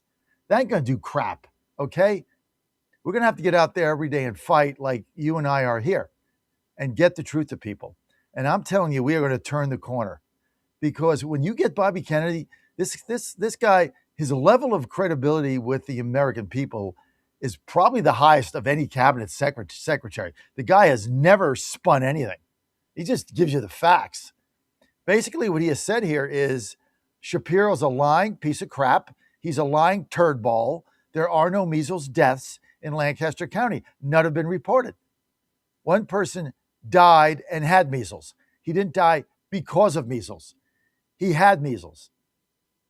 No different than if I stub my toe and then I get a stroke. I didn't die because of a toe stub. I died because I had a stroke. But this is what they do to manipulate information, and the gullible fake news media goes along with them because they're as accountable for this as anybody, right? 888-480-JOHN, 888-480-5646. Now, speaking of that, let's get this cut 6 here. We've got 2 Massachusetts politicians now indicted for the alleged COVID-era fraud.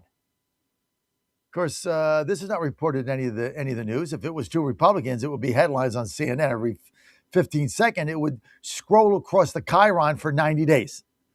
But of course, nobody talks about it because, well, they protect the libtards. Go ahead, 6, take a look. Massachusetts politicians indicted in separate COVID relief fraud cases. Federal prosecutors accusing them of pocketing more than $2 million meant to help people and businesses survive the pandemic. And investigators have a warning for anyone who thinks they got away with it. Today is a warning to all those who have conducted fraud connected to the COVID-19 pandemic. If you think that you have gotten away with it, you are wrong. Correspondent Alexis McAdams reporting live for us from New York. Hi, Alexis. Hi, John. So 2 prosecutors are saying that this duo of Massachusetts Democrats stole more than $2 million in COVID relief funds. This happened years ago, but the investigation continues. They say these people put taxpayer money in their own pockets. This is who we're talking about. So they're both from the same area in Massachusetts. Brian DePena there was the mayor of Lawrence, a town just outside of Boston. And then also State Representative Francisco Paulino. He's facing federal charges in 2 separate schemes here. So they're both accused of lying in order to get those COVID pandemic benefits and business loans. Simply put, both men are accused of treating the COVID-19 pandemic as their own personal cash cows. So Paulino was just arrested this morning. The state representative, who's been in office for nearly 3 years, John, is accused of stealing more than $700,000 in taxpayer funds. Prosecutors believe Paulino really just knew how to game the system because he used to be a tax and mortgage business owner. Prosecutors say he collected unemployment benefits for years, filed the paperwork under a 77-year-old relative's name, who investigators said had no idea this whole thing was even going on. Around the same time frame, this guy comes in. That's the mayor there, Mayor DePena there of Lawrence, who stole nearly $2 million, according to the feds, in pandemic loans, then used the cash for his political campaign, personal taxes, and his debt. He was just trying to pay it off. So earlier this month, this part's wild to me, DePena was arrested. He was dodging questions, though, outside of court. His lawyer telling reporters, stop asking it. The Dominican-born mayor doesn't speak English. God bless you. God bless you. We're not. We're just. God bless you. Sure. Do you think? Do you want to say anything? He doesn't speak English. No comment. He's never done that. No comment. He never did that. Why? What makes you say that? What is your message? Well, you don't think a mayor of the city of Lawrence has enemies? Okay, so didn't speak English. But despite that claim from the lawyer, John DePena said he does speak English, but he's just not fluent. Then his lawyer tried to drive off here, and then he hit the car in front of him. He got out and had a testy exchange with the media. But, you know, usually your lawyer is supposed to help you make things better, make you look good. And I don't know if that's what happened there in Boston. Prosecutors say this investigation for both men is far from over. If convicted on all counts, they're both could spend the rest of their life behind bars for serious fraud. John. Yeah, well, the accused seemed pretty happy about the whole thing. Yeah, he just said, God bless you, God bless you. So the lawyer, not so much. All right, Alexis McAdams with the latest on that. It's just, I mean, the fraud in this country, they just stole the money. You got now another one. I'm not going to run this clip on it where it's just not worthy of it, but you got 3 postal employees. There's a ring, I think, in Houston, Texas, where they stole $27 million in checks and gift cards that were being mailed to people. So, you know, they'd see the envelope with the check on it, they'd steal it. 3 postal workers were recruited by 2 of the ringleaders. These people are all in their 20s or early 30s. And so they would fence the money and fence the checks. It was $27 million. I mean, these people are going to jail for 30 years. Like, how do you think you're going to get it? I guess during Biden, you just thought you could just steal money blind, right? Well, look at all these Somalians that stole that money. Nothing's happening to them. People figure, well, I might as well steal it too. 27 million. I mean, and that's something where you put something in the mail, you expect it to get there. I mean, this is the fraud in this country. And, you know, the Biden administration just didn't care. They didn't care. They didn't do anything. They didn't close the border. They didn't stop the fraud. They didn't do anything. I mean, I told you this story before. We got this another SBA loan for this station in Nashville. I'm getting WAKM, which should close in a week or so. And the rigors that we went through were nothing like under Biden. I mean, Biden, we didn't have to do anything. And they were telling us that SBA was abused. It was basically Biden's cronies' piggy bank. You know, now Loeffler's tightened it up. You know, we got the loan, obviously, but, you know, when we got him under Trump, you know, we had to do all this paperwork. Then we get him under Biden, we didn't have to do anything. He just got it. No pro forma, no, you know, nothing. Just, yeah, fine. Money just flowed. And, you know, didn't make a difference to us, but as we always do the right thing. But they were saying that the default level was, you know, 10%, supposed to be 1%. People just stole the money. This is, what do you think is going to happen if the Democrats get back in charge? Fraud is part of the constituency. You know, steal taxpayers' money, vote for them. Okay, what does Carl have to say? You want to put him on, or you want to say something? Yeah, I could just, he's not on the line anymore. He made the point that a large percentage or a sizable percentage of the Lancaster population is the Amish, and they don't get vaccinated. So that if there was some sort of a measles situation, it very well could have been within the Amish community. And he says that, Carl was saying those sorts of stories come up all the time because the Amish don't get vaccinated for anything. It's just, I mean, the lies you're going to get between the lies, the fake polls, and the fake news you're going to get between now and November. And it started here with Shapiro and Lancaster. The lies you're going to get, just deal with it. And I'm going to point them out every single day on this show right here, because it is going to be on a daily basis. And as they start to see, here's the other thing you want to brace yourself for. You know, right now, fake news, fake polls, fake everything, right? Lying, Shapiro. But we're in August, and all the fake polls have them ahead. when their internal polls start to see that they're heading south, that Trump's gaining, that MAGA's gaining, and that Trump voters are starting to get motivated, and they see the tide turning, wait until that fallout hits. They're going to go nuts. You think it's bad now? I mean, it's going to be nothing like what you're seeing at the end of September and October when they start slipping and gas prices start to fall. A lot more coming up. We got Dan Oxner coming up. We got Oxman coming up. You're on the John Fredericks Media Network. Hey, I'm having fun with you guys. Thanks for being with us. I really enjoyed it. I have so much fun here. And people say you are retired. Why would I retire when I'm having too much fun? You know why I'm having fun? Y'all are great. I got a great audience. It's not the biggest. We don't do clickbait. But you know what? Truth and clarity lives here. When I get back, Dan Hobgood, REM sleep. He took it. You got a good night's sleep. You need to take it too. I'm going to get Dan involved when I get back on REM sleep and Healthy Cell. Change your life like it's going to change Dan's. Dan, you got to go to healthycell.com. Promo code Godzilla. 20% off. I'm not going to buy it for you. No, I got to get it myself. Got to buy it yourself. Got to invest in your health. I'll be right back. Control plan already established for those who love him and trust in him. We are called to live a life of chastity according to our state in life. If you are called to a married life, being open to life according to God's plan is a great gift and probably the greatest challenge in today's modern world. It starts by selecting a spouse who puts God and family first. Then, trust in God's birth control plan, where parents are open to life and provide a sanctuary of faith for their family. Allow God, the author of life, to plan your family. I'm Susie Kelly, and I am passionately Catholic.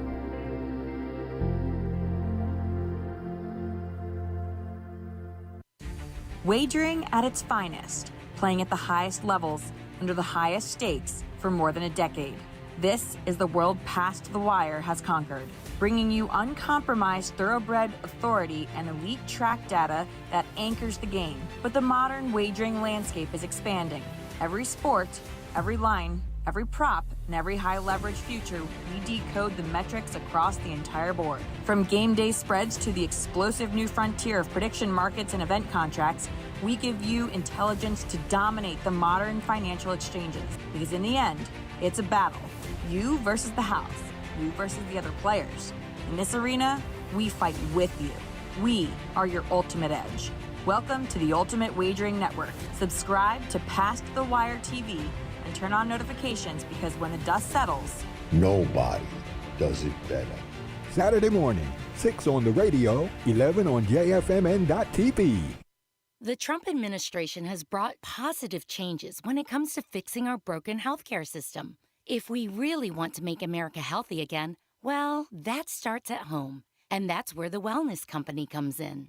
You see and hear from the Wellness Company doctors all the time, and you know their products are the gold standard for keeping you and your family safe and healthy, giving you the opportunity to make sure you're prepared for whatever happens with their prescription medical kits. Additionally, the Wellness Company offers a variety of products, from parasite cleanses to methylene blue to weight loss and so much more. Make America healthy again starts at home. Do your part and protect the health of you and your family. Live a healthier, longer, and more satisfying life. Go to twc.health/Godzilla and order. That's twc.health/Godzilla. Use promo code Godzilla to save 10% today. And they're off. This summer, the Thunder returns to Colonial Downs Racetrack. Live thoroughbred racing June 25th through September 7th. Feel the excitement. Hear the roar of the crowd. Experience Virginia's premier horse racing destination every Thursday through Sunday all summer long. Bring the whole family for Family Fun Sundays, packed with activities for all ages. Parking? Free. General admission? Free. Memories? Priceless. Make Colonial Downs Racetrack your new summer fun time tradition. Get tickets and race day info now at colonialdowns.com. Washington is wasting $500 million every year on a federal supervision system that doesn't work. Probation officers are overwhelmed. Resources are going to people who pose zero threat, while actual dangerous individuals slip through the cracks. The Safer Supervision Act stops the waste and refocuses every dollar on protecting families from harm. President Trump's own pollster found about 80% of Trump voters want this fixed. It's time for Congress to get this done. Stop the waste. Protect our communities. Visit safersupervision.com. Paid for by the Reform Action Fund. Money for the ballroom comes up for a vote. You're in Congress. Yay or nay? Right now, I don't feel it's a priority, but the president, I mean, I think we could get a lot of use out of it. There's two cards, red, green. I mean, there's only Listen, two I cards. bleed red. Are you going to vote yes or no for the ballroom? It's a simple question. Ola. I don't think it'll ever hit the floor or hit a. There are other things that are political answer. priority before the ballroom. So you're not going to answer the question. I mean, here's the problem. You're running for Congress. People want truth and clarity. I've given you two questions. You hedged on them. I don't think that the ballroom is a priority. So you'd vote no. See, this is the thing. I don't think it's a priority, but I will never go against the president. You can't. Don't touch that dial. You've found your home of the truth. Do you solemnly swear to tell the truth, whole truth, and nothing but the truth? With the best analysis in America. You can't handle the truth. And now back to the John Fredericks Show.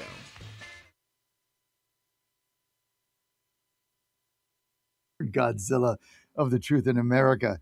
You know, we can get rid of that clip because that young lady did not win her primary in Florida. So you can delete that one out of the system. We got Ox in the house, but let's start with my REM sleep. You know, I got home last night, Dan. We were very tired. I know that, both of us. We were up late and then, got in late. Then we're up late and we, be there early. So both of us, I slept on the plane, but, and I had also, this is the first time I've ever done this, folks, traveling. I've never done this. Never. I forgot my CPAP. I don't know why I forgot it. I mean, I travel with it. I have an extra one. I just forgot it and opened up my suitcase like no CPAP. And I'm only there 2 days, so there's no sense in shipping it. And you can't buy one. So it's like, okay, well, it is what it is. So I was really tired. Anyway, I got to bed last night at 9. I put my REM sleep. I took it at 8:45. 9:05, I went to bed. I was out like a light. Got up today, 3:45, ready to go. Jumped out of bed. I got a solid, 7.5 hours? I mean, you're just ready to go. And what REM sleep does is it is the best thing that you can take. It's all natural, and it's going to put you to sleep immediately and then get you in that deep sleep. And you're going to dream, which gives your body the rejuvenation that you need. All you have to do is go to healthycell.com, and here it is right here. Go to healthycell.com, put in promo code Godzilla, and that is going to get you 20% off. And you're going to thank me later. And it doesn't take weeks or days. It takes 15 minutes. The first time you get that box, you open it up and you take that, it is going to make a difference in your life. It's about quality of life, and quality of life is quality of sleep. I gave one to Dan. He only got 4 hours sleep. He told me he took a 4-hour nap in the middle of the day. I'm like, okay, Dan, we need to fix this. You got to get a good night's sleep. I gave him my REM sleep. Dan, what happened?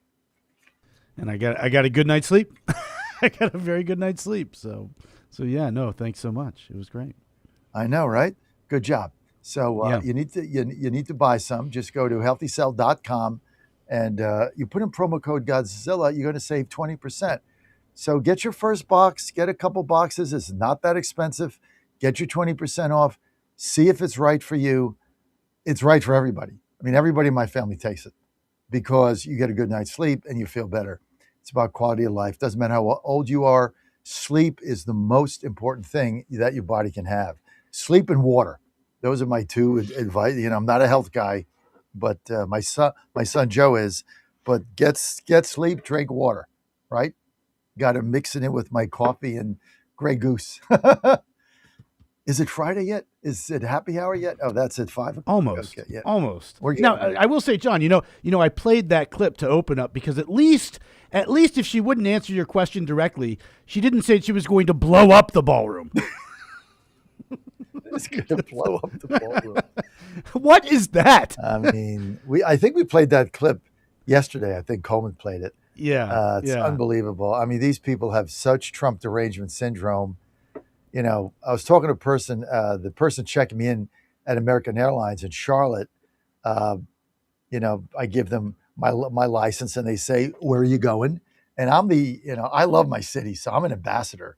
I'm like, well, I'm going to the nation's cleanest, safest, most beautiful city in America, the Disneyland of the North, Washington, D.C. So she starts laughing and she says, "That's what Trump is saying. Do you live there?" I'm like, "Yeah." She says, is it true? I said, "Yeah, I live 2 blocks from the White House."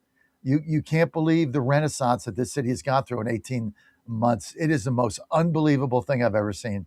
And we love it here. And it's going to be good luck prying me out if a Republican wins. Democrat wins, it'll go back to filth and squalor. And as soon as our lease is up, we're gone. But if a Republican wins in 28, you ain't going to get me out of here. I mean, I just enjoy it. I enjoyed the walks. I enjoy the city. I enjoy the cleanliness. I enjoy the metro. You know, I'm a CAPS ticket holder now. 7 minutes from 15 minutes from opening my door, me and Ann opening the door to getting in my seat behind the glass at the ice, center ice, 15 minutes, door to door. How are you going to beat that? I mean, you can't get that anywhere. You go to a Nats game. I don't, except when they play the Astros, and that's like 25 minutes. I mean, it's an unbelievable, and now it's so safe and gorgeous. And when Dan Oxner comes here, he's gonna love it too. We got Ox with us. We got the Ox man. Hey, Ox, good to see you. Always my pleasure, sir. Yes, looking forward to visiting your fair city soon. I tell you what, since the last time you were here, every time it gets better, it gets cleaner, it gets safer, it gets more beautiful. And wait till you come in and you just walk around. The fountains have all been redone. The fountains all work, especially in the summer. It's gorgeous. Now they fixed the reflecting pond. That's beautiful. So you need to come and check us out. So final verdict, Dallas, yes or no? No. I canceled my hotel reservations. Well, I'm bummed. I know. I apologize. I'm sad to miss it. We have a conflict, though, in Minnesota, John, and I think you'll find it worthy. They have been working on a massive, brand new military veterans museum up by our big Camp Ripley in the center part of the state. It's been a 20-year project. It is going to be probably the best military museum ever. And we're doing a live broadcast 2 days before it opens on Wednesday. And that'll be the same day that I'd be in Dallas. And we've been following this for 10 years. Promised them, they promised me, hey, we'll invite you, for a pre-show and all that. And so doing it. I can't wait. The whole world's going to be talking about this military museum. Grand opening officially on September 12th, but we're doing a show there. I think it's the 9th on Wednesday. So I do have a conflict. Oh, well, good for you, Ox. I think that's great. That's a very noble thing for you to do. And I know your Minnesota audience will enjoy it, no doubt. Let's get to your U.S. Senate race and let's get to Michelle Tafoya. I've got a sneaking suspicion. She is going to make this race competitive. I've seen her videos and I've seen her ads, and they're really good. And she's running against Peggy Flanagan, who's a crackpot communist libtard. And I know you're very, left wing there, but I think does Tafoya have a shot here? More than that, yeah. The race is competitive. I mean, she's not going to make the race competitive. It is. Make no mistake about it. I put odds. I hate to make a prediction because all my political predictions are always wrong. We've established that over the years. So I don't predict anymore. But I'm telling you, it's more than giving the Democrats a run for their money. Michelle's a great candidate. And let's hope and Lisa Damath, the gubernatorial candidate, those two kind of working hand in hand. We've got a really good team blanketing the state right now, and I have high hopes. I hope it's not just a pipe dream, but Michelle Tafoya is appealing to so many people. She's so dang genuine and sincere. When you're around her, you feel good, and the things that she says and the stuff that she's talking about is spot on for the average Minnesotan. Suburban moms, right? The holy grail of elections. She's got them. So this is tell us about her family. She's got a great husband. She had multiple miscarriages. She's fostered, and she doesn't wear it on her sleeve at all. You got to kind of get it out of her. She doesn't lead with that as she comes forward.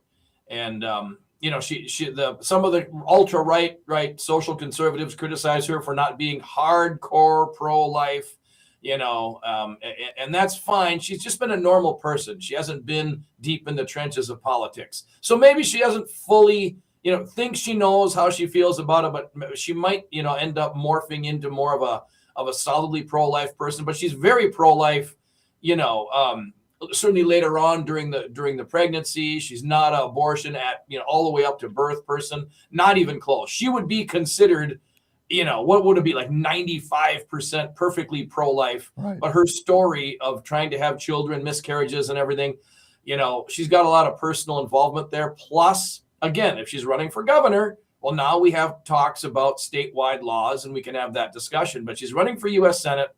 That's really kind of been taken care of on the federal level. So let's talk about other things. And she really connects. Is she running away from Trump or part of the MAGA coalition? Haven't seen either way. Yep, I think she's playing it well. She's not running away from it at all, nor is Lisa Namath. Not necessarily running towards it either. Not being an apologist. Really solid campaigning. Well, it sounds like you guys have a shot there. We have a shot. If she wins, it would be incredible. But, all those years being on the sidelines, I mean, you and I both know this. The training you get in media really puts you way above other politicians that just don't have that. And it's very different when you're in media like Dan and I are and you're on TV all the time than when you're just on TV as a politician. It's very different.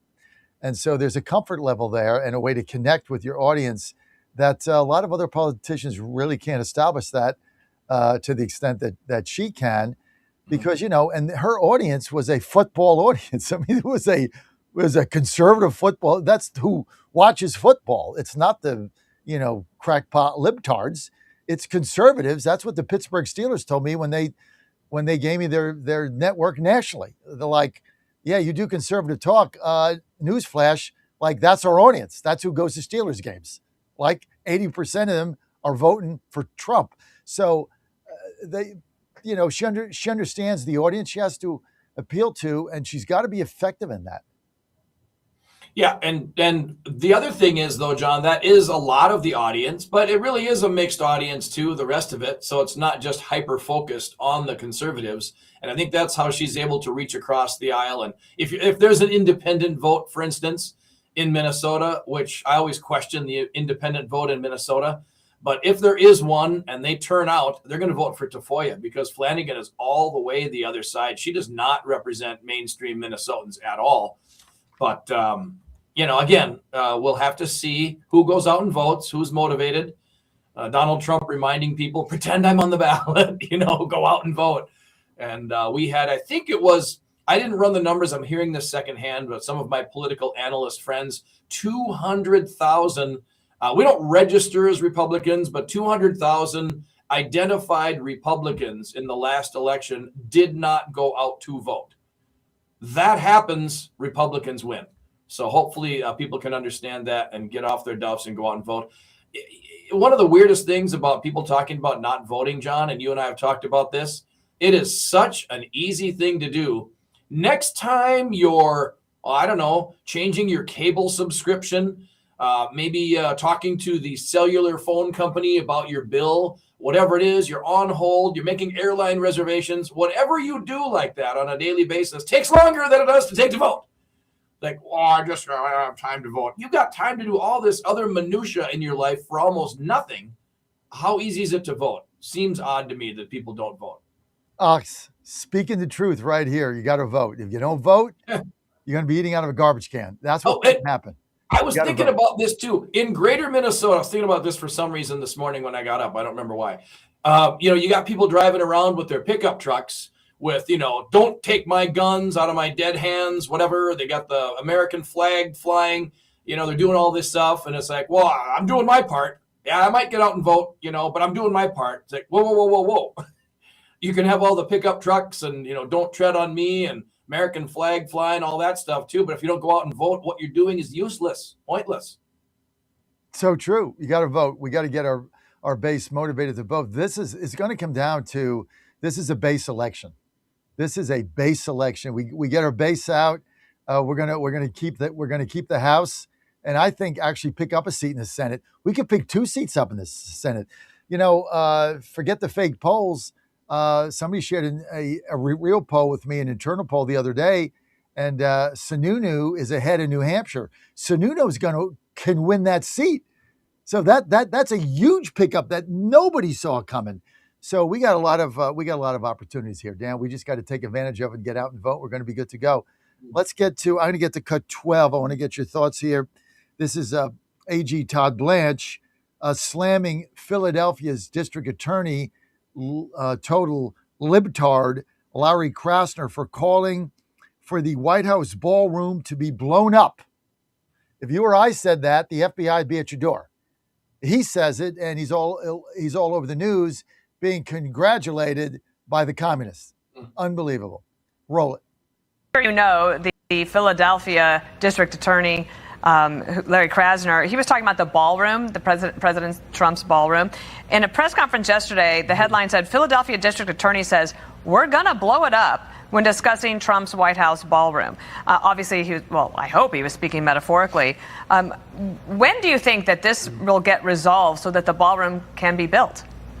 Well, the ballroom is being built, and it's disgusting that a district attorney in Philadelphia, who, by the way, has a city with its own problems, is so focused on what the president is doing at the White House. And by the way, and so that's something we're continuing to litigate. The ballroom is being built; it's not stopped, and the Supreme Court issued the stay, which allows us to continue to do the work. And this isn't just about a safe, secure place for the president and his family and world leaders. It's also a national security issue, which we've been talking about now for months and months and months. And the fact that you even have a local district attorney, instead of focusing on his own city's problems, his own city's crimes, talk about, quote, blowing it up, is reflective of how divisive and unfortunate the Democrats have made this issue. But yes, we're going to continue to build the ballroom. President Trump has promised that to the American people, and we're going to continue to back him up in court to make sure that it can get built. He's going to blow it up. I mean, what planet do these people live on? Dan, this is why I think we're going to win the midterms. Maybe I'm the only guy in media that is still saying that. Because even my friends that are optimists that I talk to privately are telling me we're not going to keep the House. Every single one of them. Everyone. Good people. Except for Tom Emmer. Tom Emmer not. Right. We believe we're going to win the House. Right. Yet people are not going to vote for this. They are not going to. Trump showed it in South Carolina, much to my chagrin. I was on the other side. I was gangbusters all in for Ralph Norman. Trump went there and kicked our ass, beat us by 20,000 votes.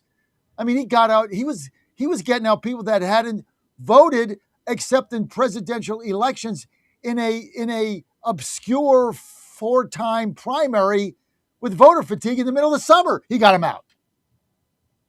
Comment. Yeah, the numbers are staggering. What is it? 90-some% of his endorsed candidates of late, right, are winning in the primaries. He's still the man for sure. The South Carolina thing, that's a little bit, you've got the heritage Graham thing going on there and whatever. But yeah, you got to give him credit. The ballroom, the helipad, all that stuff that's going on. All these years, we haven't had this stuff. We've been squishing on the grass, walking out to Marine One and getting on the helicopter, landing in the yard and having tents put up for heads of state to come. And it seems like all this stuff should have been built 50 years ago. Like why? And it's controversial. Even if, I hate to say this and, Ox, you're a rhino, maybe, but even if it wasn't privately funded, I mean, don't we need a ballroom? And if it can double as a bunker underneath, then what are they doing landing on the grass and putting up tents? You know how many times I've been in those tents? They're hard. This is the most powerful office in the globe. Yeah. And you have an event and you got tents up. I mean, you got to be kidding me. Weird. It's just ridiculous, and it's not safe. And the guy, we got another guy, trying to go to Albany, some jihadist trying to blow up the the state Senate in Albany. I mean, you got jihadists out there that they're trying to assassinate him. Another guy was at his place in Vegas scoping it out. The FBI got him. He had guns and ammo in his car. I mean, people are trying to assassinate the guy, and you're upset about a ballroom. Like, who cares? We got so many other things to be upset about. That certainly isn't it, Dan. So I agree with you on that. But look, if you or I had done this, both of us would be, they'd be knocking at our door. Let's go to cut 13. And again, AG Blanche says they want to make sure that every vote in this country is counted appropriately, but they want the vote to be real. Roll it, go. Yes, just like we've been ready. And this is what President Trump, this is what the American people expect President Trump and expect this country to be doing when it comes to election integrity and making sure that we are extraordinarily vigilant about who is voting and that they're eligible to vote. It is surprising and disappointing that instead of working with us, instead of working to make sure that we have free and fair elections, you have governors like the governor in California, you have these advocacy groups that are really just left-wing liberal groups that are immediately saying, oh no, we're gonna sue again. Notwithstanding the fact the Supreme Court has already issued its stay, and yes, we will keep on fighting that. We want to make sure that every vote in this country is counted appropriately, and that's what President Trump has told the American people is going to do, and we're certainly going to back him up with that from the Department of Justice. I mean, look at what the post office did, right? So they have this ruling, and they're like, well, we're not going to send the ballot out in the mail. If we can't be sure that the people that we're mailing it to are actual, legitimate voters and they're U.S. citizens, and they follow the rules. And so you got to give your list over the DOJ, and the states say, no, we're not going to do that because, define an eligible voter. Anybody that votes for the Democrats is an eligible voter. So then, but now the Supreme Court ruled, but now there's going to be another ruling. What do you see there? Are they going to cave? No. I really just don't think there's an appetite for sending out mass ballots to people who may or may not exist. Not sure there's an appetite for sending out mass ballots, period. I don't know where this is coming from. All of a sudden, they're trying to tell us that this is mainstream. It's not. No question about it. And if I can segue into our good friend Mike Lindell, trying to get the recount in Minnesota. Have you heard the latest on that? I mean, he missed the deadline and he was withholding his payment because he said, no, I want the whole thing recounted. And they were, no, we're just going to count the two top vote getters. We're going to recount yours and Damon's votes. He goes, no, I want the whole thing recounted. This would have been a way for the Minnesota Secretary of State to put to bed once and for all whether or not these machines are fraudulent. If they so believe it, if they're that convicted, they could have just stuck this one and said, Lindell, you've been wrong this whole time, haha. But instead they're like, oh no, we're only going to count the top two votes. That's all we're going to do. Lindell would have paid for whatever it would have cost. So, I mean, they don't want this issue to die either. And I just popped into my head yesterday, John, and you're way ahead of me on this. The cash registers ring on both sides in Washington, D.C. As long as there might not be voter fraud thing is going on. They don't actually want to solve it conclusively. The election is going to hinge on what Amy Coney Barrett and John Roberts do in the final analysis. And if they stick to their guns and it's 6-3 and these ballots don't get mailed out without them being cleaned up, the Republicans are going to win because the Democrats cannot win without cheating on these mail-out ballots. We both know that. I hate to make a political prediction, as we've established, but in this case, I'm going 6-3. Our way. Yeah. Damn, I hope you're right. I don't think Coney Barrett could. She's going to do whatever Roberts does. So it really isn't about her. She can't make a decision on her own. She's part of the Roberts cartel. So whatever John Roberts does, she's going to do. That's why basically, these two people control the U.S. government now. Two people. Unbelievable. Dan, thanks for being with us. People want to follow you, Ox. Where do they go?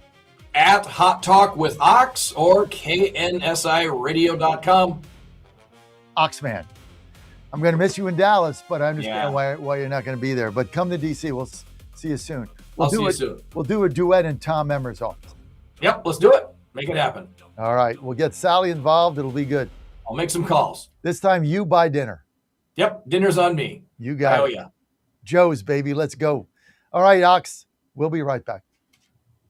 We heard from the People's Liberation Army and the Air Force. They did manage to get an aircraft in the air to try to survey the area, but it does seem that even getting near the affected region is extremely difficult at this time. Not only are they dealing with high altitude, but they're dealing with the aftermath of this disaster, which seems to have blocked all roads, and still communications are blocked. The BBC's Laura Bicker reporting on the Chinese response. The death toll, at least 273.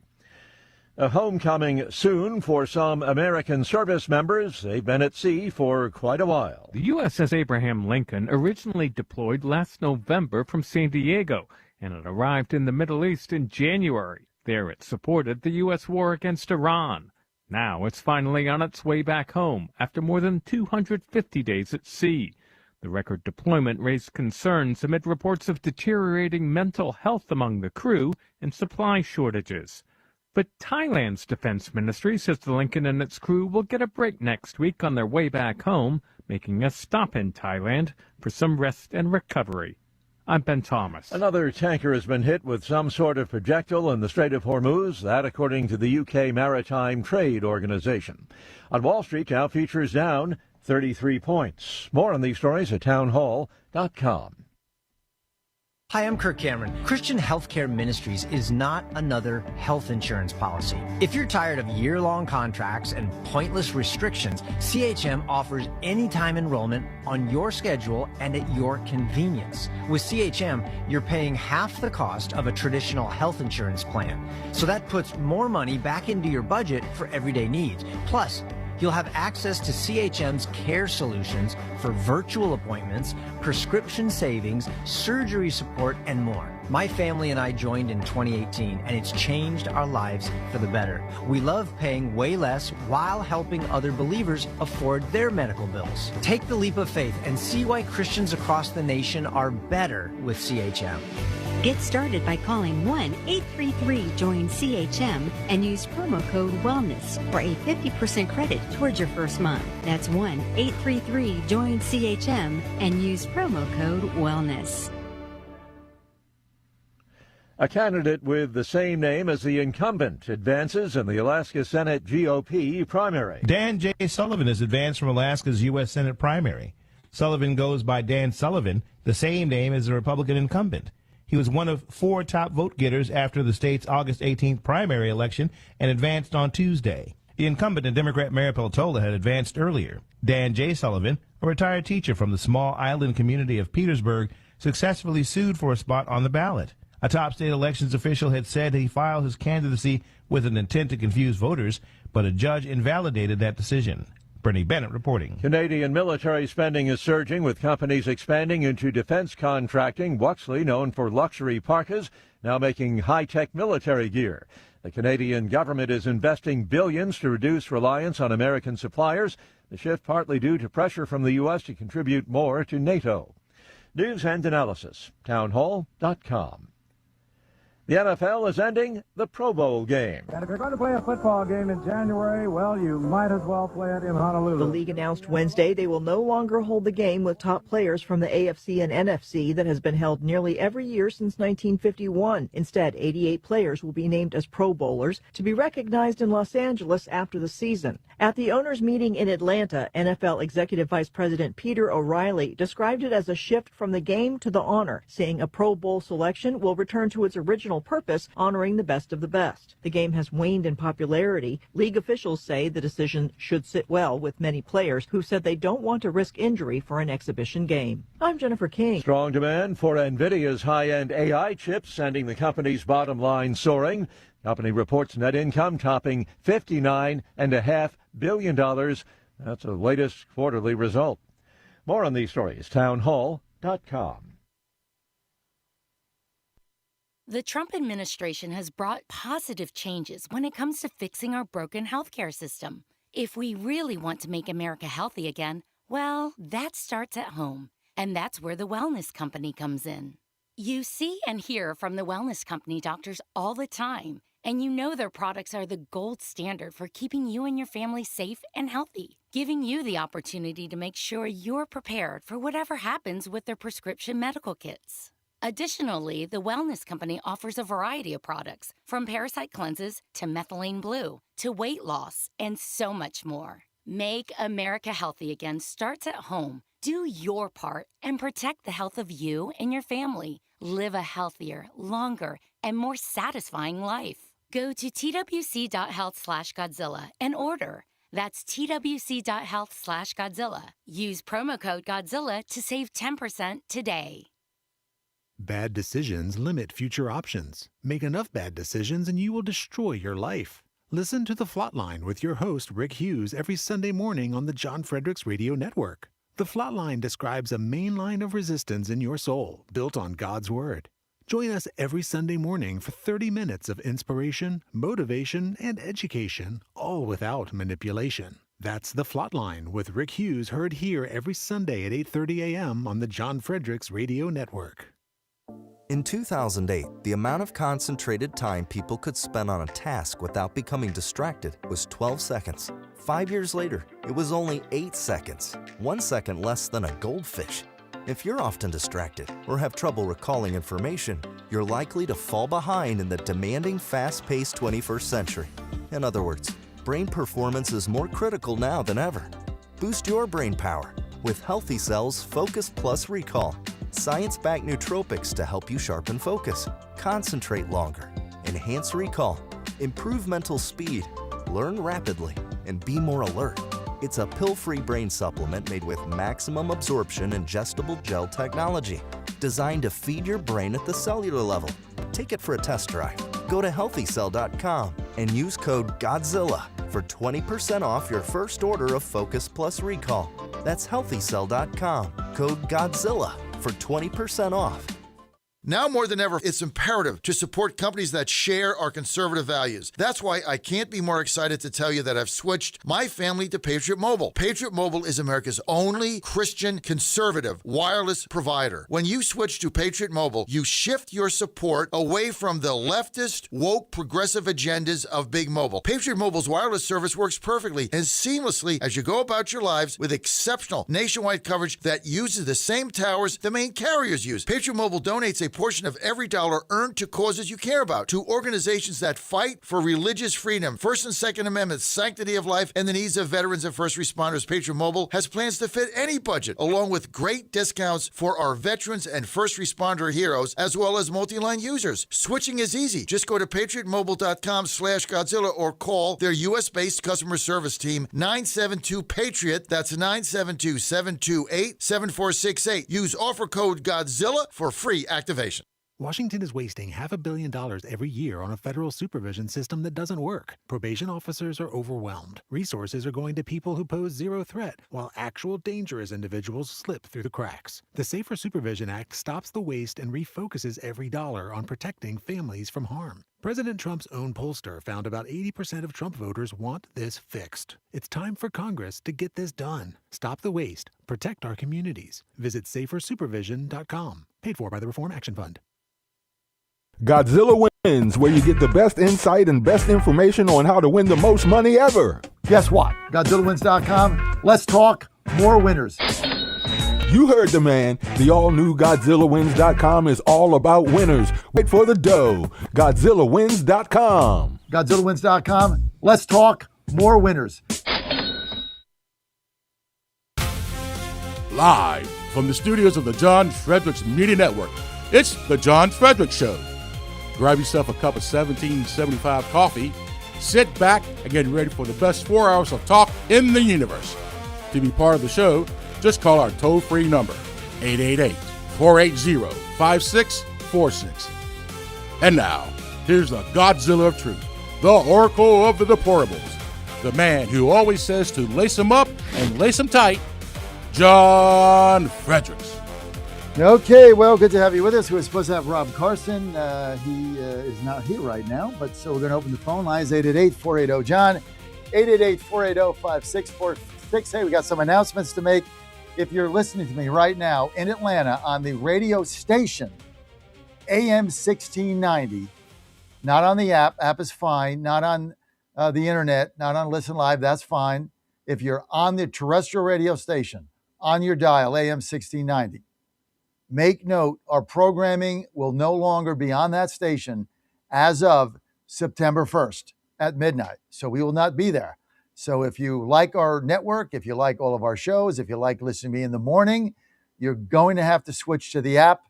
And you can get that by going to johnfredericksradio.com, johnfredericksradio.com. You can get our app right there. You get the same programming you're getting now. If you want the TV app, App Store, Google Play, just go to jfmn.tv, jfmn.tv. We have an audio app, we have a TV app, whatever suits you. All the options are there. But come September 1st, that station, WMLB AM 1690, that is in the process of being sold. We are selling it to another company, and they will take the programming over while the sale percolates its way through the FCC starting on September 1st. That is a done deal. That is going to happen. So if it's September 1st and you tune in 1690, you're not getting our network. You're going to get something else, and I doubt you're going to like it. So I really don't get involved with other people's programming but ours is better. So it is what it is. So just kind of be prepared for that. Don't wait till the last minute. Go ahead and get that app now. It'll take you 20 seconds, and then you're good to go. And so thanks for being with us. 888-480-JOHN, 888-480-5646. And that is an announcement to make. Now we're going to be in Dallas. Got a couple of travel plans. We'll be in Nashville all next week, Monday through Thursday. Friday, filling in for me, Phil Klein will be filling in for me on Friday as we get ready for the weekend. But we will be in Nashville all next week as we anticipate closing on another radio station there. And obviously there's a lot going on, so I have to be there. But I'll be there all week in Nashville starting, I think we get there Sunday. So I'll be there all week. And we're on Central Time, so I got to be on there at 5, 6 to you, obviously. So that's going to be fun. Got to get up even earlier, whatever. It's all good. And then the week after that, we're going right to Dallas. So we got lots going on. A couple of other announcements. We got a lot going on here. We will start our Godzilla Wins Daily. We have Godzilla Wins on Saturday, 9 to 11. Godzilla Wins Daily will run 2 times per week. Thursday night before the first Thursday night football game, and Monday nights, and that'll be 4:30 to 5 Eastern across the network. So 30 minutes we'll cut into Michael Patrick Leahy on those 2 days, that show, and we'll be giving you our football picks and our analysis for that week coming up. Godzilla Wins Daily, as the company is evolving into a true News Talk Sports network. So, but everything is still there, and all our programming during the week, none of that changes. I hope you like our show at 6 to 7 p.m. Game On Sports America, which I never miss. I think Frank and Sarah do a super job, and they cover Monday to Wednesday. They cover the news. They cover it with a conservative bent, which you don't really get on ESPN. So that's kind of great. I really enjoy that show, and I think they're doing a super job. Now on Thursdays, I get to come on, and we do college football picks, which so far so good. I did pretty good in college football last season. Did great in hockey, baseball. I'm doing okay, but I've taken a couple of days off. It's a grind. I mean, baseball's a grind, so I'm going to wait till probably another couple of days. I'll get back on it on Friday, but it's all good. You can go to GodzillaWins.com. Godzilla Wins Daily, 4:30 to 5. That starts on the Thursday before the first week in football. So actually, I think that's the Thursday that we're in Dallas. I think is the first day it's going to start there. So because football is starting that weekend, as I'm going to the opening of the Titans game, Dan. I think they're playing the Jets. I got tickets for that, and Ann and I going there right from Dallas. So go to the Jets, go to the Titans game on Sunday. I guess it would be 11th, 12th, 13th, 14th, 15th or something. But yeah, football's right around the corner. 888-480-JOHN. You want to weigh in? 888-480-5646. Those are our announcements. AM 1690, download our app. That is gone on September 1st. I want to get to one of these guys that I'm really starting to like in Congress, which is Republican Representative Jimenez, who's talking about Cuba and basically saying, look, we got to get Iraq together. And he said Cuba is going to be next. Let's get to Let's get to Jimenez, cut 8, saying that I want to see regime change in Cuba. Finally, somebody's saying it and having the gumption to put it out there. Cut 8, Representative Jimenez. Before I let you go, I do want to ask about a New York Times report that earlier this month, Trump administration's CIA formed a secret task force to work towards overthrowing the current regime in Cuba. As I don't need to tell you, the U.S. tried and failed to overthrow the Cuban regime back in 1961, the Bay of Pigs. Wow. Do you think that it is time for another covert attempt at regime change? You, as somebody who represents a lot of Cuban Americans, and you're a Cuban refugee yourself. Do I think a covert action? I think right now what the policy is trying to starve them, just like the same policy that we're trying to do with Iran. We're trying to do to Cuba economically, put the squeeze on Cuba.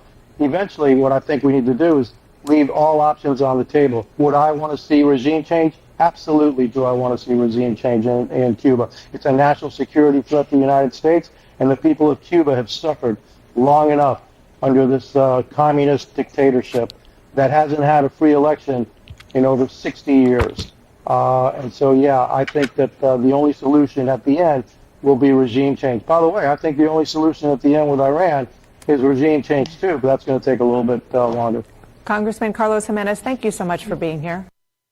On the other issue that is causing economic pain, the president even admits it, is the Iran war. It started 6 months ago, and I know you've emphasized that it's a conflict that won't last long. But what makes you think that, given where we are right now, and also the reality I'm just putting on the screen, is that 8 in 10 Americans, this is a Reuters Ipsos poll, says Americans think that it's going to go on for an extended period of time. They're not optimistic that it's going to end soon, and that certainly would mean that their prices aren't going to come down anytime soon, especially on energy and gas. Well, the gas prices are coming down because once we effectively control the Straits of Hormuz, which we are effectively controlling the Straits of Hormuz, you're seeing more and more of those ships passing through the Straits. You think that the U.S. is effectively controlling the Strait of Hormuz? Yeah, I do. Actually, we're controlling it more and more every single day. Absolutely. You're seeing gas prices and oil prices coming down. And that's what we need to do with Iran. Strangle them economically, which is, economic D-Day, is fine with me. I think that's a very good strategy. Kinetically hit them every once in a while when you see they're trying to regain their capacity to build rockets and drones. And anytime that they try to renew their nuclear program. Remember what we're trying to do here. We're trying to protect the Middle East. We're trying to protect ourselves and the world from a nuclear-armed Iran. That comes at a price. It's not going to be free. And so, yeah, we need to do that. But the good thing is that, yeah, I think we are controlling every day. We control more and more of that strait. Every day we see more and more ships going through. We just got indication that all the mines have been cleared, and more ships are going to pass through. Every day it should get better. Is it going to be painless? No. But remember, we're trying to keep Iran from obtaining a nuclear weapon. Republicans are trying to craft an economic message that can win this November. And President Trump this morning was asked how the GOP could relate to people feeling the affordability crunch. I inherited affordability. I inherited high prices. I'll put it a different way. And we've really gotten them down. Now we have a little bit of an oil. Don't forget, when I did this, people thought the oil would go to $10 a gallon. You know that. And they said, but we had to do it. We had to stop them from having a nuclear weapon, and we did. And the prices are coming down very rapidly. Joining me now is Florida Congressman Carlos Jimenez, who's running for re-election in South Florida. Thank you so much for being here, sir. Is that an economic message you think you and other Republicans, perhaps in more vulnerable political situations, can win on? Yeah, I think we can. I think we need to remind people exactly how we got into this situation. You recall, during the Biden administration, we had inflation up to 9% and higher. Gas prices were over $5 a gallon. And so the mess was created by the Democrats. It's really funny. The Democrats, you always got to listen to what they're saying, because what they're saying is what they're doing. And so unaffordability was really created by the Democrats. And if you're going to go back to 9% inflation, and the gas prices to go over $5 a gallon, because remember, they want to do the Green New Deal. They want to really hamper our oil and gas industry. so that energy costs go skyrocket. Then they want to do out of control spending like they did when they were in power. And so all of that, you know, we got to remind people about that and that we're not about that. I just need to get in there because certainly the affordability crisis in 2024 was a big part of the reason President Trump won. But I don't need to remind you that since he has been in office, the economic troubles, never mind sort of the way that it looks on the statistics charts, but how people feel is not great. And part of the reason is the president's policy on tariffs and also the president's policy in the war in Iran. So I understand that it's politically sort of, I guess, the imperative of Republicans to go back to the Biden administration, but he's been in office for almost 2 years. No, I recall after Carter, I'm old enough to remember that, the disaster that President Carter was. It took a little while for Reagan to turn this country around. Positive changes when it comes to fixing our broken healthcare system. If we really want to make America healthy again, well, that starts at home. And that's where the Wellness Company comes in. You see and hear from the Wellness Company doctors all the time, and you know their products are the gold standard for keeping you and your family safe and healthy, giving you the opportunity to make sure you're prepared for whatever happens with their prescription medical kits. Additionally, the Wellness Company offers a variety of products, from parasite cleanses to methylene blue to weight loss and so much more. Make America healthy again starts at home. Do your part and protect the health of you and your family. Live a healthier, longer, and more satisfying life. Go to twc.health/Godzilla and order. That's twc.health/Godzilla. Use promo code Godzilla to save 10% today. Bad decisions limit future options. Make enough bad decisions and you will destroy your life. Listen to The Flatline with your host, Rick Hughes, every Sunday morning on the John Fredericks Radio Network. The Flatline describes a main line of resistance in your soul, built on God's Word. Join us every Sunday morning for 30 minutes of inspiration, motivation, and education, all without manipulation. That's The Flatline with Rick Hughes, heard here every Sunday at 8:30 a.m. on the John Fredericks Radio Network. In 2008, the amount of concentrated time people could spend on a task without becoming distracted was 12 seconds. 5 years later, it was only 8 seconds, 1 second less than a goldfish. If you're often distracted or have trouble recalling information, you're likely to fall behind in the demanding, fast-paced 21st century.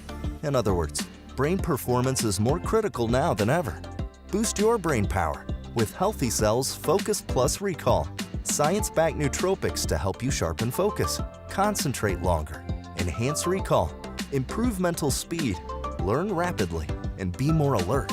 It's a pill-free brain supplement made with maximum absorption ingestible gel technology, designed to feed your brain at the cellular level. Take it for a test drive. Go to healthycell.com and use code GODZILLA for 20% off your first order of Focus Plus Recall. That's healthycell.com, code GODZILLA for 20% off. Don't touch that dial. You found your home of the truth. Do you solemnly swear to tell the truth, whole truth, and nothing but the truth? With the best analysis in America. You can't handle the truth. And now back to the John Fredericks Show. Great to have you back. Thank you. It's just great to have a representative. Even though we're just playing the clips, it's just great to have a representative who can just tell it like it is. Like, I want regime change in Cuba. Like, just say it. Like, why are we afraid to say it?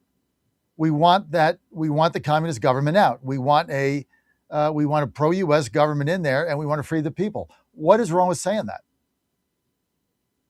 I mean, part of the problem that we have is fear. Republicans have fear. They're afraid of everything. They're afraid of their own shadow. They're afraid of everything. When you play with fear, you lose. You can never win.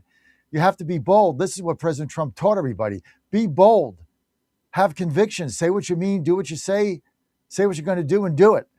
And don't back off. And don't operate out of fear and apprehension. You do that, you're going to lose. And this is why we're frustrated with so many Republicans, especially in my party here in D.C., which is a joke. Doesn't even exist. By the way, I put a press release out the other day. We're going to be talking about it on D.C. Dispatch, calling for, 10,000 seats in this stadium in D.C. to be reserved for families at $15 a ticket, so you could bring your 2 or 3 kids to a Redskins game or whatever they call them, Commanders. And so this thing is, you're paying $1 billion of taxpayer money and you're locked out because of, license fees and corporate suites and all the big money. And, it costs you $1,000 to go to a game. No, nobody's got that kind of money here in these wards. And we're sick of that. We're going to be talking about that at 9. Plus taking your calls, 888-480-JOHN, 888-480-5646. You want to weigh in. But we need boldness. We need clarity. We need truth and clarity. If half the Republicans could do what I did, what I do every day, not did what I do every day, you're going to win. Just truth and clarity. Like Tom Emmer, just be bold. Just be bold. And if you can do that, you're going to be successful. Even with these data centers. I mean, everybody's now scared of the data centers. They're all running away from data centers. I mean, we need data centers. That's why I love my business in West Virginia. I got every delegate and senator there saying, hey, bring them on. We got plenty of room here. Pay for your own power, pay for your water. Let's go. Plenty of room. We need them. We can be the data center capital of the earth in West Virginia. You got other people running away, moratoriums and this and that. If the local community doesn't want it, they don't want it. Leave it up to them. But this idea that, you can't run away. Running away never solves anything. Confront it like West Virginia does. We want it, and here's our plan. And if you want to come here, here's what you're going to have to do. Pay for the electricity so we're not raising rates on our community, and pay for the water. Because there's a cost to that too. Just like you at your house, you get a water bill. You got to pay for the water. You do that, we're good. We'll get the tax dollars. Everybody get lower property taxes. Everybody get more money in their pocket. We win. And America wins. Makes sense, right? 888-480-JOHN. That's our position here. I don't want data centers shoved down a community's throat. I want the community involved, and you leave it up to the local council and the local supervisors with the input of their constituents, whether or not they want it. And if they don't want it, they don't want it. And you go somewhere else where they do want it, like West Virginia. All right, let's get to Steeler Bud in Canton, Georgia. Steeler Bud, you're live. Hey, John, you are right. Fear is a liar. It activates the enemy. And the enemy has been activated for quite some time. And unfortunately, part of the enemy is a lot of our own people, and I'll explain to you why. I'll make quick comment about the data centers, and then I want to talk about the election real quick. We need data centers for quantum AI. If China controls it, we're done. End of story. That's all it is. People should, the government should let people know about that and explain it. There's one individual who's an expert in it who can explain it, but nobody wants to watch him because they think he's a grifter. But anyway, let's go back to 2020. In Georgia in 2020, there was a team on the ground who collected all the evidence. They had videos, they had documents, they had videos of ballots being burned behind senators' houses. They had the ballots. They had everything. And what happened? The FBI came down and took all that evidence at the advice of one of the people on our side. So why did that happen? And then what happened 2 years later? We lost 2 Senate seats. You were totally 100% right about the ballots, and I was totally 90% wrong about the machines. There's no doubt. And once I found out the actual real evidence that anybody could get, but for some reason Republicans don't want to get it, and that's the play. The play is they want to keep going around the country telling you it's the machines, it's the machines. Mike Lindell doesn't need to do an audit because back in 2020, when all this information came out, and the podcasters and clickbaiters who thought they knew the evidence didn't have a clue, and that cost us a presidential election and many senators. We have the evidence. The evidence has been proved. And isn't it funny that the one man, the one person who can physically show us the evidence is shunned by all the 99% of these so-called election integrity people who are supposed to be on our side, and none of them will have him on their shows. None of them will let him present the evidence. None of them want to know, because if America really sees how they're still cheating by load balancing, they would be pissed. You know, John, you should get this guy on your show. He can tell you about data centers. He can tell you about flock cameras. He can tell you about, what really happened in the election. But what scares me is they're still cheating in a way that Republicans either don't understand, which I believe that's totally true, or they don't want to understand. And it's almost like they're actually against us. Not like the Steve Stearns of the world. You know, he's trying to do it all. He's trying to get it done. And every Republican office should have his plan in there. And why we don't is because of our GOP leaders. But, people need to look at the evidence. It's there. But why won't Republicans share it? I don't know. That's a very good question. I don't believe that I've seen no evidence that machines changed votes. So I just, on that one, we're never going to agree until somebody can show me evidence. All I have is clickbait hearsay. I have no evidence. That's all. I'm not disputing it. I haven't seen one shred of credible evidence that says I voted for Trump and my vote got switched to Biden. There's no evidence of that I've seen. It's all circumstantial. What the evidence I have seen is fake ballots. That's where they cheat. Fake ballots, mail-in ballots, harvest ballots, ballots in empty lots, ballots in Starbucks, ballots all over the place. Ballots, boxes, and maps. That's where they cheat. So I want to fix that, but that's really what the issue is. And if this postal ruling goes through, and I had a caller that flagged this 3 months ago. I forget who it is, but thank you for calling up. And he followed up on it, and I'm sorry, I don't remember who. But I had a caller that flagged this months ago and said, hey, get on this postal train. Because if the Supreme Court upholds this, they're done. They're done. A huge part of the Democrats' plan is these fake mail-out ballots that they just mail to everybody. And if this is upheld 6-3 by Amy Phony Barrett, they're done. Because that's how they're winning, dude. Fake ballots in the mail. And if they got to turn those voter rolls over and they got to get screened and they got to get, you're not a citizen, you can't vote, you can't get it mailed to an empty lot, they're going to get their ass kicked. And they know it. That's why they're going crazy over it. Otherwise, they wouldn't care. John Fredericks Media Network. Your calls when I get back. 888-480-JOHN. Go now at colonialdowns.com. The John Fredericks Radio Network is your exclusive outlet for the NFL's Pittsburgh Steelers. After making major moves in the offseason, this could be the breakthrough year. You can hear all of the in-game action, plus pregame and postgame coverage live right here all season long. Coverage starts September 13, hosting the Falcons. Hit johnfredericksradio.com/sports for game times. Get the complete schedule for Pittsburgh Steelers football at johnfredericksradio.com/sports, part of the John Fredericks Media Network.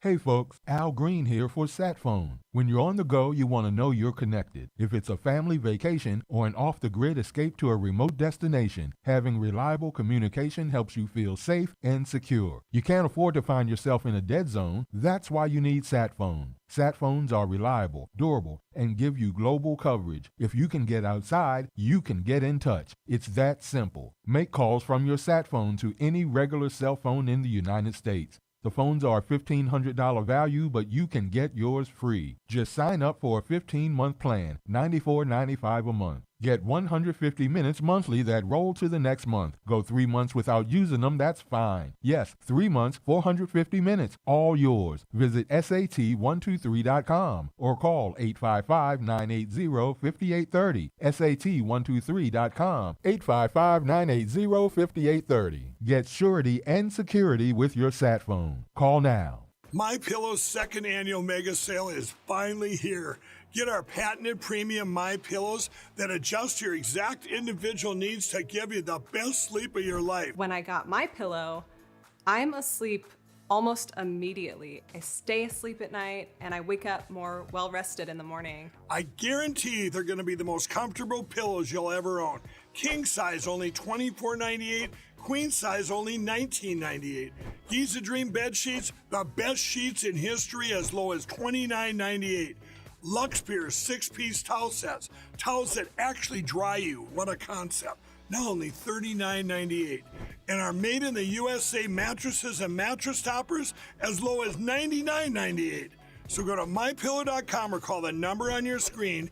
Use your promo code to take advantage of our second annual mega sale. Plus, free shipping options available when you order today. So don't delay, order now. In 2008, the amount of concentrated time people could spend on a task for 20% off. And they're off. This summer, the Thunder returns to Colonial Downs Racetrack. Live thoroughbred racing June 25th through September 7th. Feel the excitement. Hear the roar of the crowd. Experience Virginia's premier horse racing destination every Thursday through Sunday all summer long. Bring the whole family for Family Fun Sundays, packed with activities for all ages. Parking? Free. General admission? Free. Memories? Priceless. Make Colonial Downs Racetrack your new summer fun time tradition. Get tickets and race day info now at colonialdowns.com. That's how I feel. Damn sick and tired of getting out rebounded. 25 offensive rebounds. First time we block out, we get called for a damn block out. We're pushing people. Meanwhile, they're on the other court grabbing rebounds, going over the top and grabbing them. We get one offensive rebound, the other get called for over the back. We don't block out very damn well, and we're not getting called, one or the other. That's where I'm frustrated. That's where my whole frustration comes in, offensive rebounds. The entire thing came down to offensive rebound. They got every stinking offensive rebound, and we didn't get one of them. What else do you want to know? Don't touch that dial. You found your home of the truth. Do you solemnly swear to tell the truth, whole truth, and nothing but the truth? With the best analysis in America. You can't handle the truth. And now back to the John Fredericks. You're on the John Fredericks Media Network, and I am your Godzilla of the truth in America, your oracle of the deplorables. Thanks for being with us. Don't forget to go to Godzilla Wins every day. Get your picks there. Got football coming up. We're going to be red hot tonight. Game on America Sports. Well, I'm going to be there too. That's 6 to 7 p.m. Giving you we're going to be analyzing the SEC plus the opening games. Week 0 coming up. I know Dan's fired up. We're all fired up. Meantime, Colonial Downs, you got 3 more weeks of racing, right? This week, next week, and then it ends on the 7th. So if you've not been to Colonial Downs this year, now is your opportunity, because the thunder at Colonial Downs Raceway is amazing. Feel the excitement. Hear the roar of the crowd. Experience Virginia's premier horse racing destination. This is every Thursday through Sunday, all right through September 7th. And when you bring the whole family, bring them on Sunday, because Family Fun Sundays has got great activities for all ages. Parking is free. General admission is free. Memories, well, they're priceless. You want to make Colonial Downs Racetrack your new summer fun time tradition. And Ann and I go there. We're going to be there again this weekend. It's so much fun. Now, you can get tickets and race day info at colonialdowns.com. That's colonialdowns.com. Just go to colonialdowns.com. Racing Thursday, Friday, Saturday, and Sunday. They're in New Kent, just 20 minutes east of Richmond, about an hour and 10 minutes or so west of Virginia Beach. So 1 hour from Norfolk, maybe under 45 minutes. It's a really great place to get to. DC, 2 hours. Check it out. Racing Thursday, Friday, and Saturday and Sunday. So Thursday to Sunday, post time, 12:30 p.m., and you're good to go. Well, guess what the cat just drug in? Ryan Hammett in the house. Ryan, good to have you here. Ryan's I can't call them ratbirds. I promise I wouldn't do it. I promise Dan, I promise Ryan, I would not call the Ravens the ratbirds again. I promised them that. And I'm a man of my word. So I'm not going to do it. Doesn't preclude me from doing it, though. No, you didn't make that promise, Dan. I made no promises. But Ryan, I like Ryan, so I will refrain from irritating Ryan. Ryan's hard not to like. He's a likable guy. He's just hard not to like. I mean, what's not to like? He does a good job. Call them the Ratbirds. I don't care. He said if you're a Steelers fan, you can call them the Ratbirds. But I'm not a Steelers fan, so I don't get the opportunity to do that. It's sort of like an older brother saying to the younger brother, I can make fun of the younger brother, but you can't do it, type sort of thing. Yes, exactly. I got you. Yeah, okay. Yeah, no, but I respect Ryan. He doesn't like me calling them the rat birds. Yeah. Even though I said it 5 times. Is that still? There's still some hurt feelings over the Music City Miracle from '99. Is that what that's about? That was the Buffalo Bills. Oh, was that the Bills? I thought that was the Ravens. No, it was not the Ravens. Oh, wow. No, okay. What am I thinking of? Ravens beat us when we had a winning field goal. We're gonna ice the game, go up by 9, 2 minutes to go. They blocked the field goal, ran it back for a touchdown.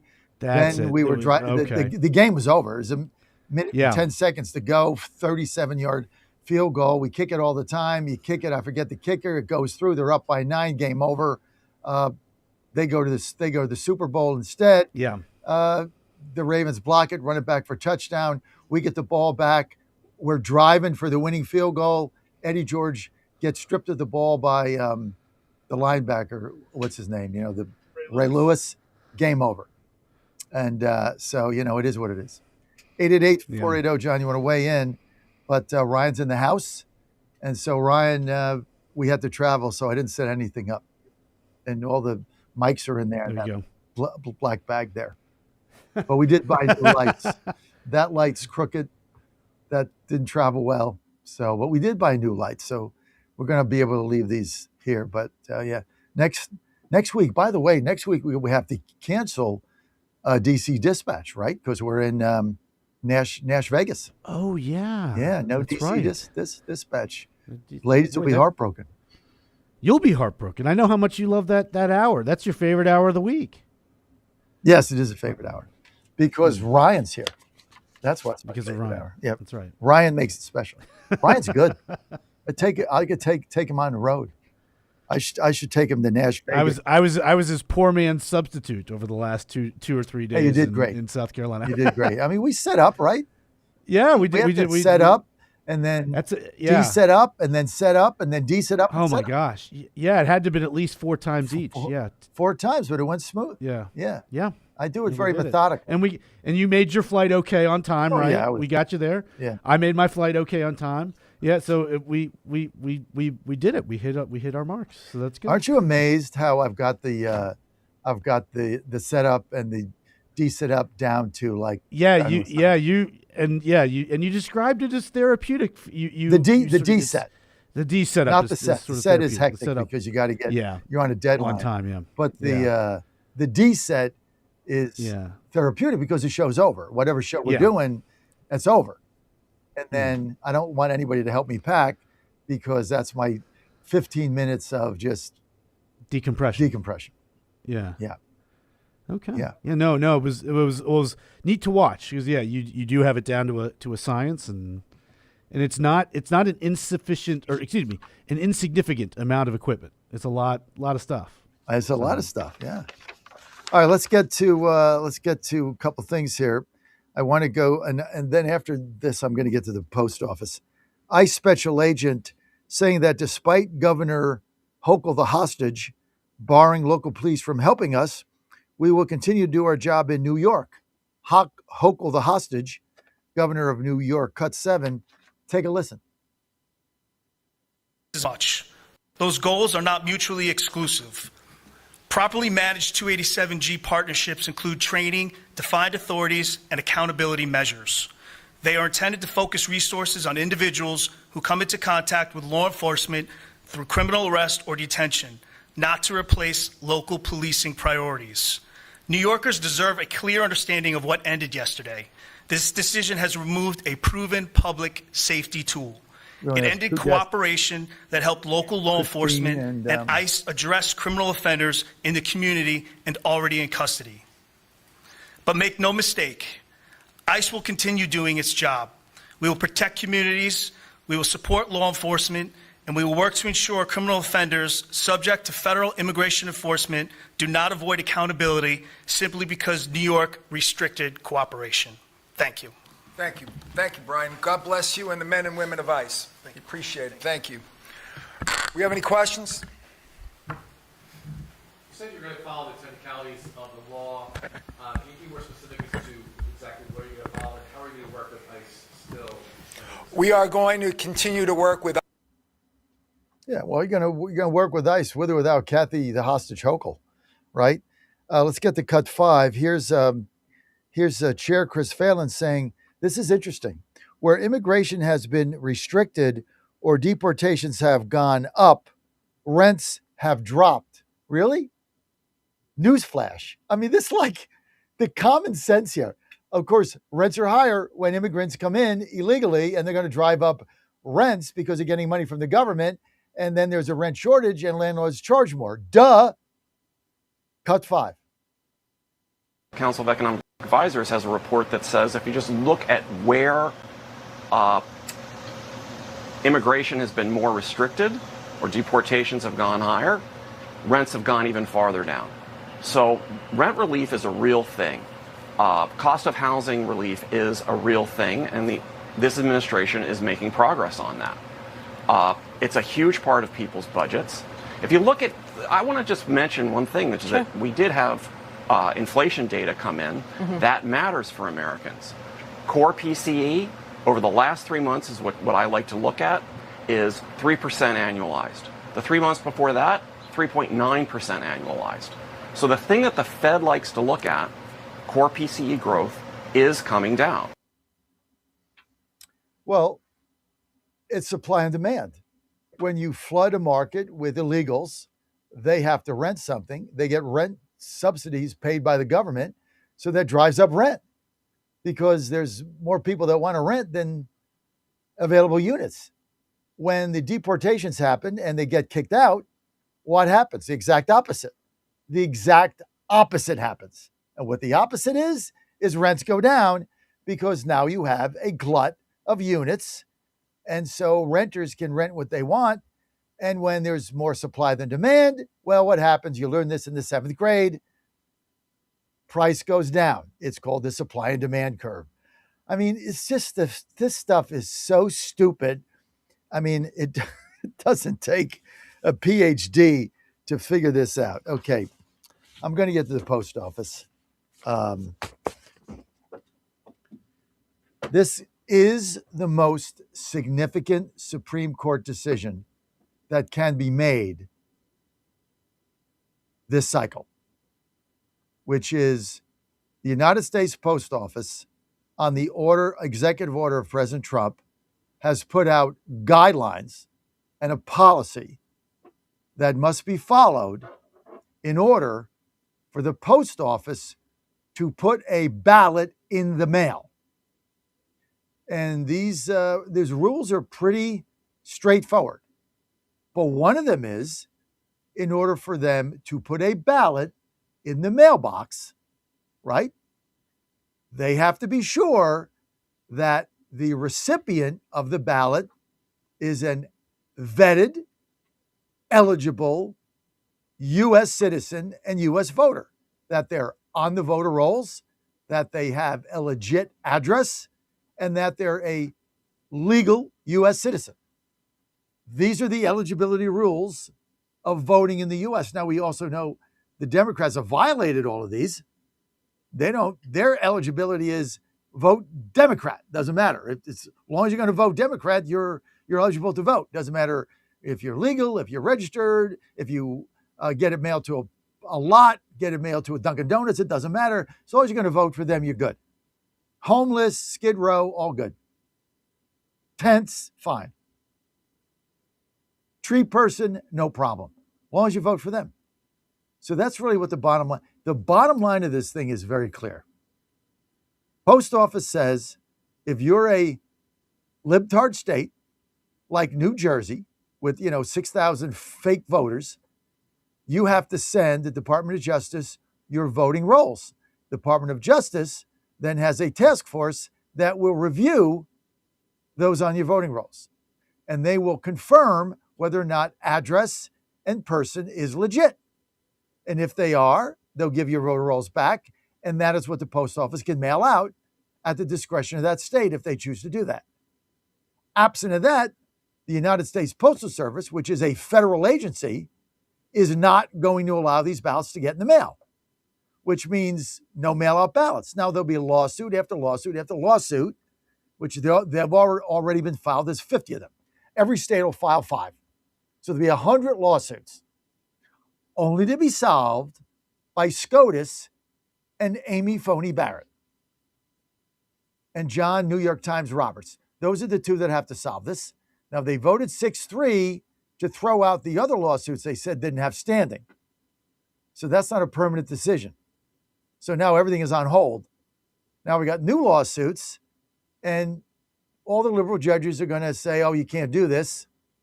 It's all of the libtard judges are going to say no. And then it's going to go to SCOTUS. And SCOTUS has 2 choices: rule on it now or punt. I don't think they can punt. This is too big. They can't punt. In my judgment, they can do anything they want. They're not going to punt. So they got to take this up, and they got to make a ruling before these ballots get out in the mail.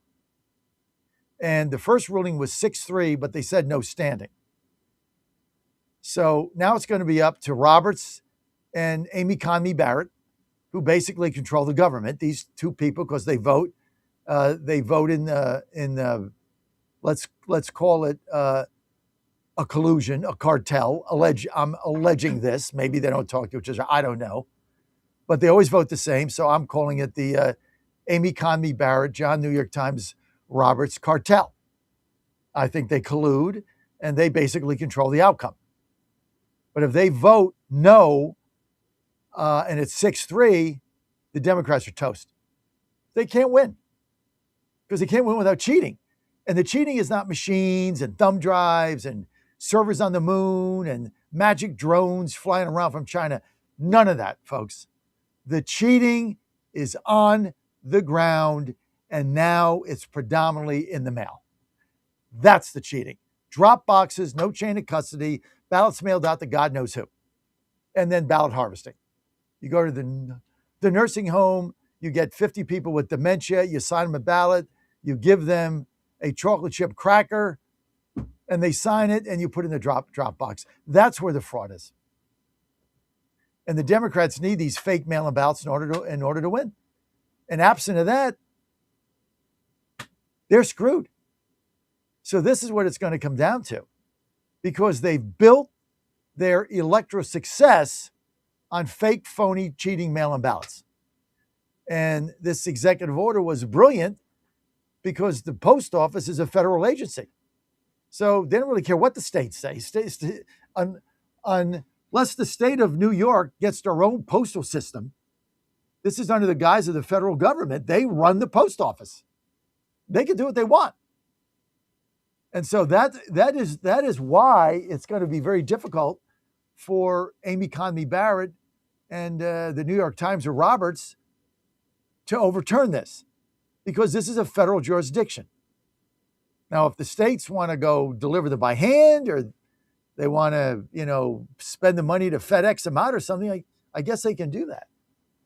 I guess that's okay. The reality of it is no go. No go, because it's a federal jurisdiction. And if the Democrats can't cheat, they can't win.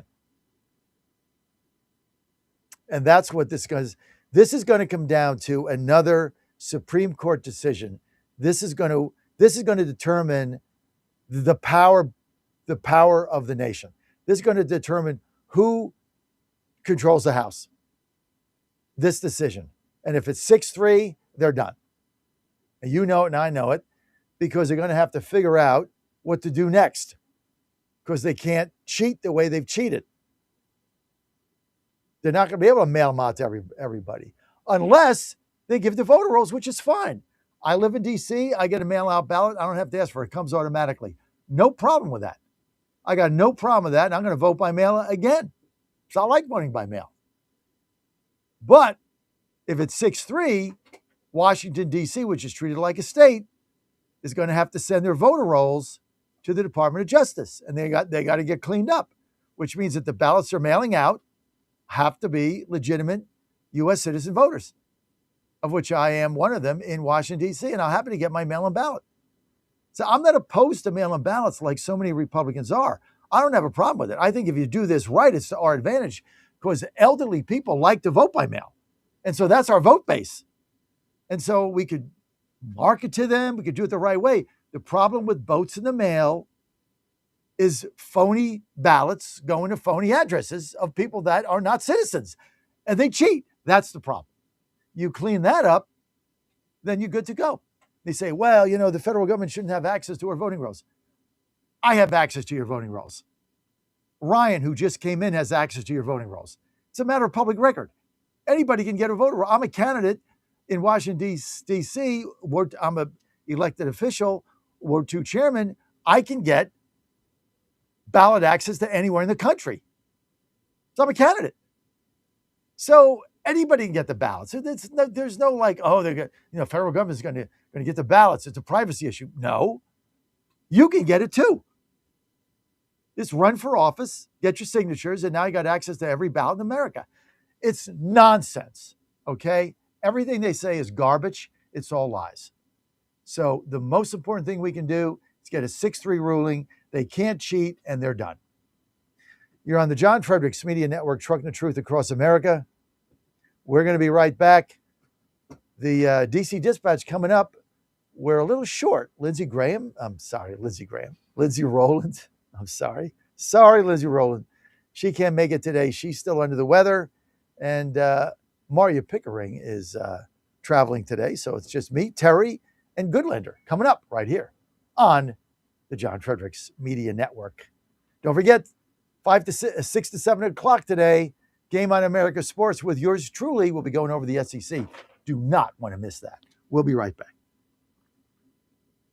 The J. Fred Media Menu, now serving hot takes of Rob Carson. I want to talk a little bit about this transgender Canadian shooter. This is a tragedy, but I'm telling you, it doesn't help to avoid, because you're afraid of offending, the massive signs that this kid was going to do something. We are finally, I think, getting back to the fact we can say that boys who think they're girls, maybe there's something wrong.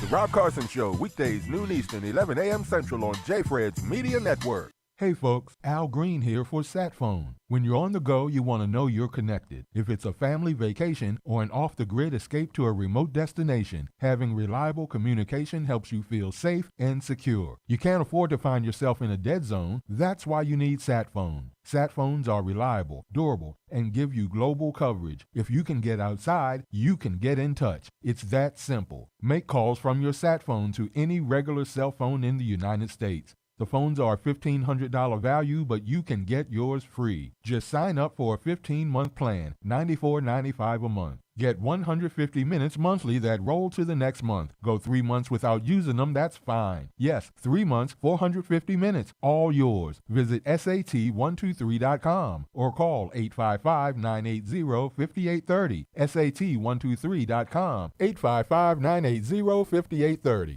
Get surety and security with your sat phone. Call now.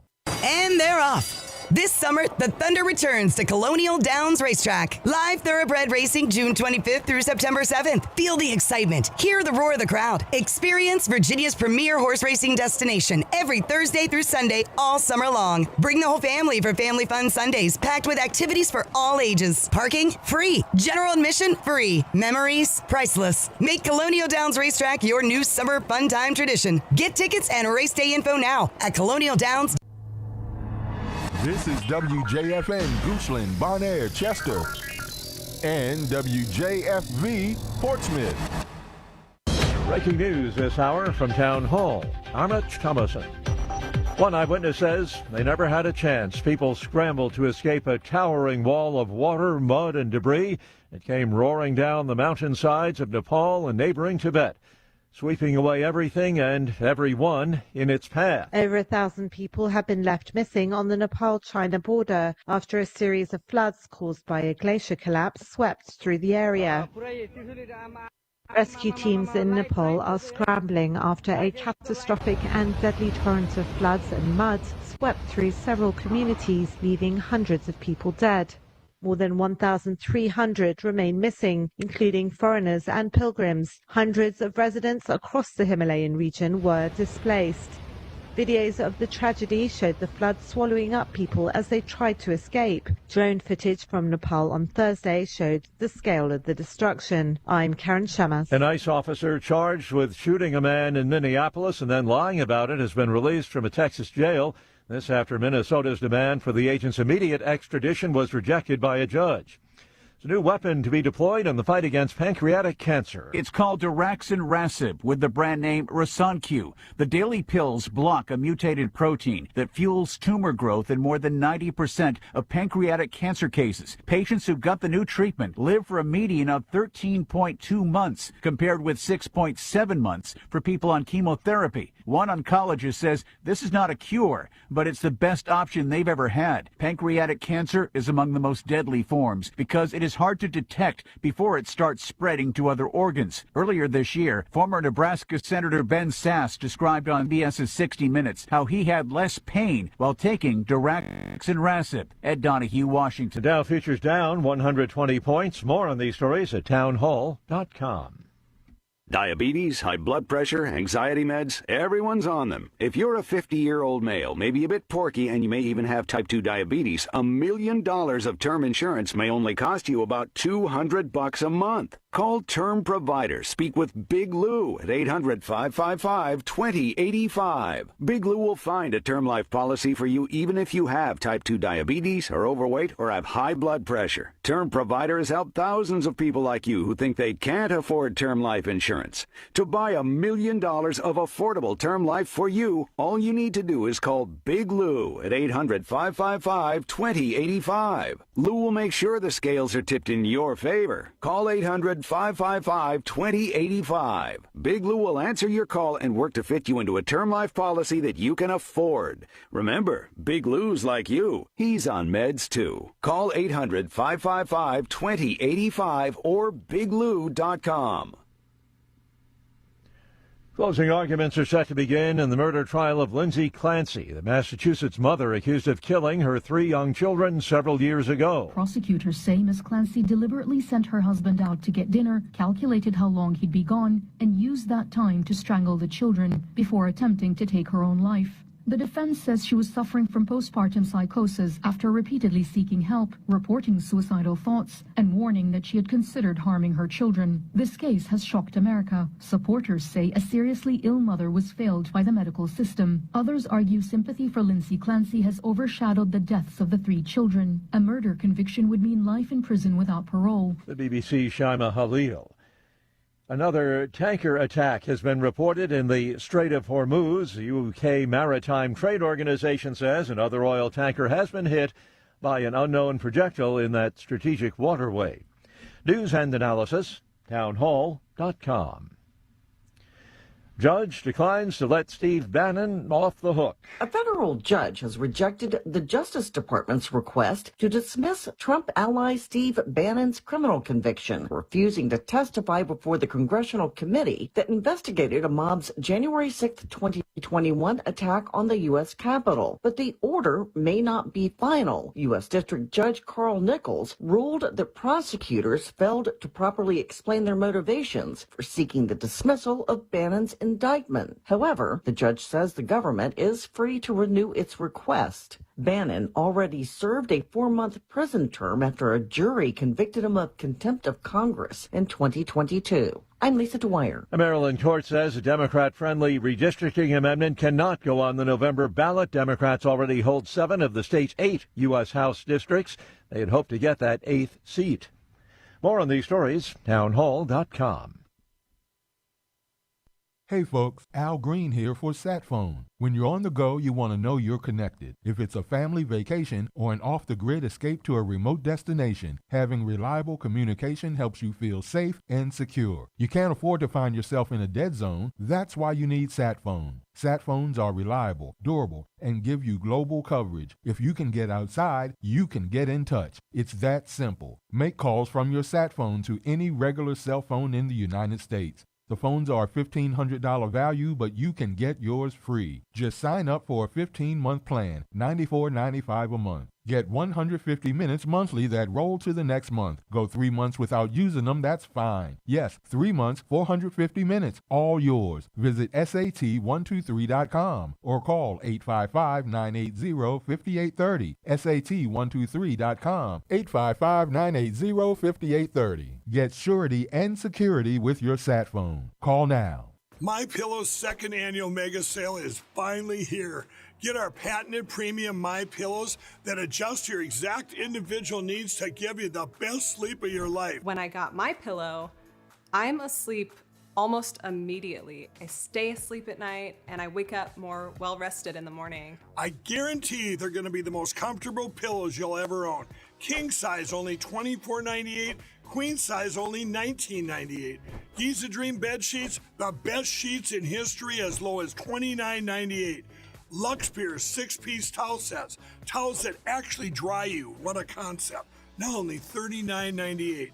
And our made in the USA mattresses and mattress toppers as low as $99.98. So go to mypillow.com or call the number on your screen. Use your promo code to take advantage of our second annual mega sale. Plus, free shipping options available when you order today. So don't delay, order now. Washington is wasting $500 million every year on a federal supervision system that doesn't work. Probation officers are overwhelmed. Resources are going to people who pose zero threat, while actual dangerous individuals slip through the cracks. The Safer Supervision Act stops the waste and refocuses every dollar on protecting families from harm. President Trump's own pollster found about 80% of Trump voters want this fixed. It's time for Congress to get this done. Stop the waste. Protect our communities. Visit safersupervision.com. Paid for by the Reform Action Fund.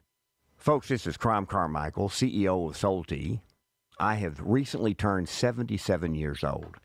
I do not take prescription drugs. I have not had to take prescription drugs, and I attribute a lot of my good health to a product that I've been taking, which is the active ingredient in Solti. It's a 22% concentration of theaflavin. We did clinical trials on it 25 years ago and found that it helped lower cholesterol. We have had many hundreds of letters and emails from customers telling us how it has helped them not only manage their cholesterol, but lower their triglycerides and help them on their blood pressure. And I can't tell you how much I attribute to Solti for my good health at age 77. And I encourage you to go to GodzillaHeart.com. That's GodzillaHeart.com. And use the code Godzilla at checkout, and you'll get a 50% off on your initial shipment of Solti. And I promise you it will be a great help for your heart health. Thanks so much. Trump 2.0 is in full effect. How do you keep up with all the action? I'll tell you. TrumpNationNews.com is your inside source for the inside scoop. Manufacturing, jobs, deportations, and the nation's rejuvenation. The first 100 days and beyond. All the news you need and no liberal gibberish. It's the perfect way to start your day. Sign up for the TNN newsletter. Do it today. TrumpNationNews.com. TrumpNationNews.com. Part of the John Fredericks Media Network. Live from the studios of the John Fredericks Media Network, it's The John Fredericks Show. Grab yourself a cup of 1775 coffee, sit back, and get ready for the best 4 hours of talk in the universe. To be part of the show, just call our toll-free number, 888-480-5646. And now, here's the Godzilla of Truth, the Oracle of the Deplorables, the man who plays to win the game, John Fredericks.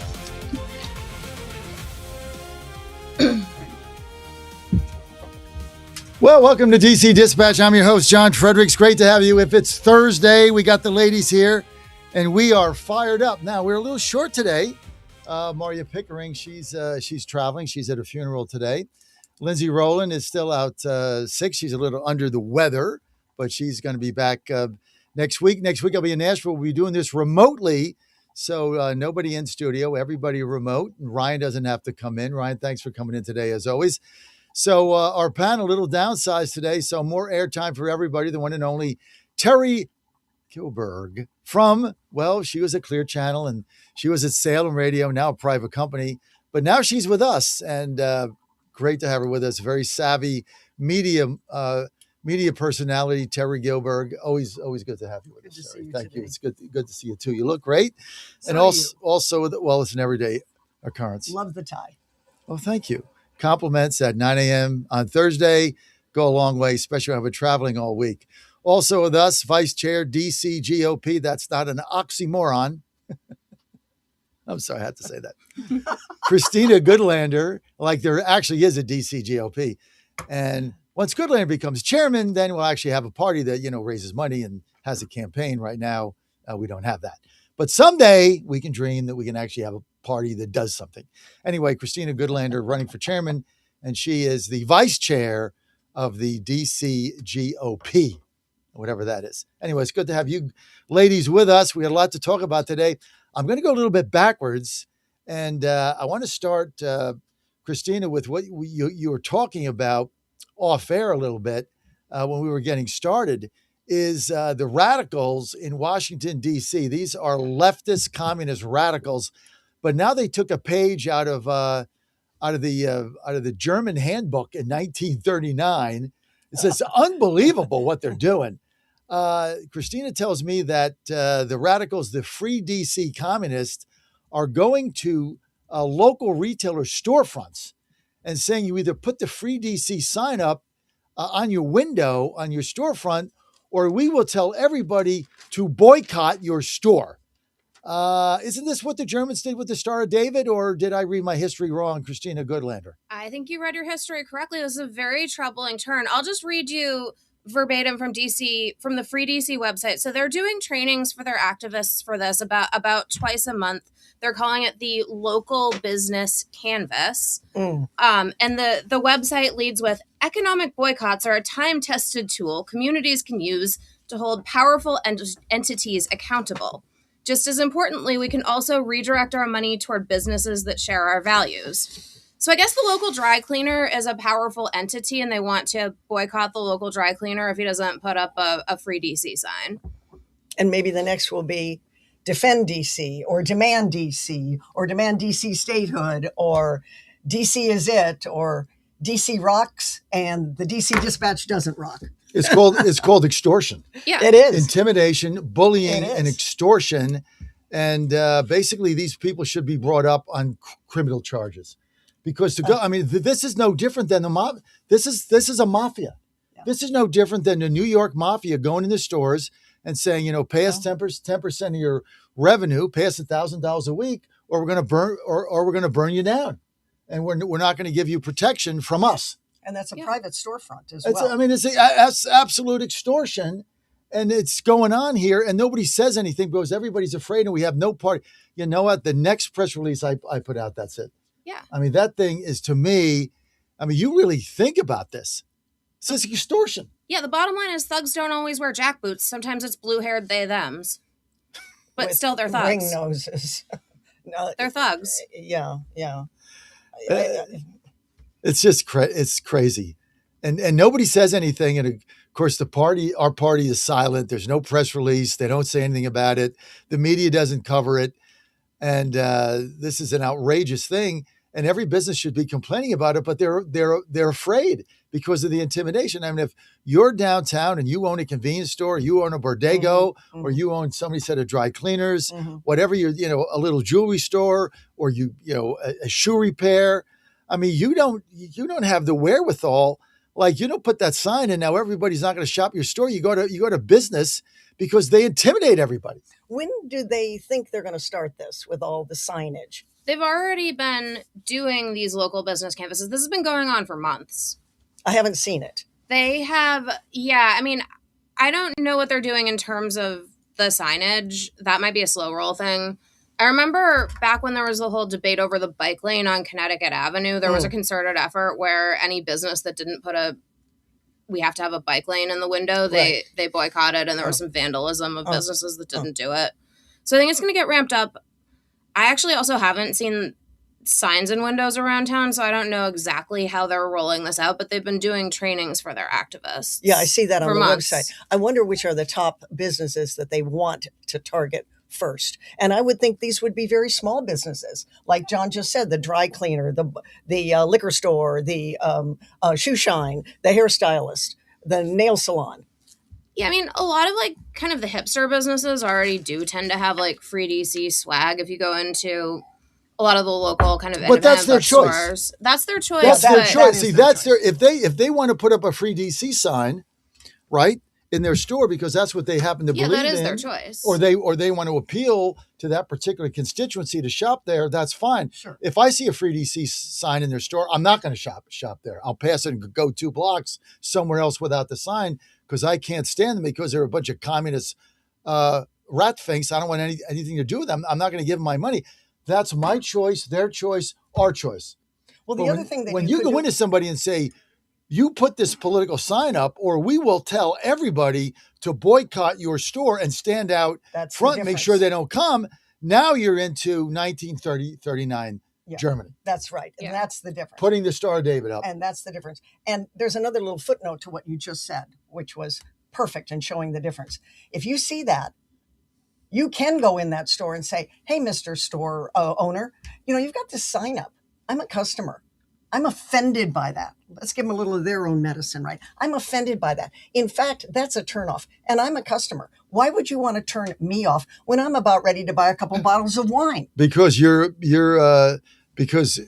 not in the majority there. You're not in the majority of people that they believe think that way, and so they can't control what you do, but they can intimidate the other potential customers. So that's really what this is. This is a campaign of intimidation, top down. But I can also say to the store owner, buddy, I like you, but you just lost a customer. Yeah, but bye-bye. But people don't want to do that. I mean, they just Well, they just there's want to an go in. option. They There's an just want to option go in to and buy do their that. beer. They just want to go in and buy a 6-pack of beer or buy a quart of milk. They don't want to be caught up in a political entanglement. That's true. They don't. Yeah. But it's a feedback to that shop owner that you just lost a customer and it's me, and I could have dropped $50, $150, whatever, on a couple bottles of wine. Bye-bye. I mean, Maybe you'll get the message. Comes down to dollars. But then they don't. Then they take the sign away, and then the jackboot. What did you call them? The blue hair jackboots. The they them thugs. Yeah. They them thugs. Not all thugs. Then wear they stand out in jackboots. front of your store and tell everybody, That's right. hey, don't go in there. Not So, all thugs I mean, wear jackboots. they got they them blue hairs. So is the Defend DC signage also going up? Defend DC, Robert White's big program now that he rolled out in Freedom Square, Freedom Plaza. Yeah, we'll see how that shakes out. Right now, apparently they're planning to deploy their busloads of activists to congressional districts to campaign for the midterms.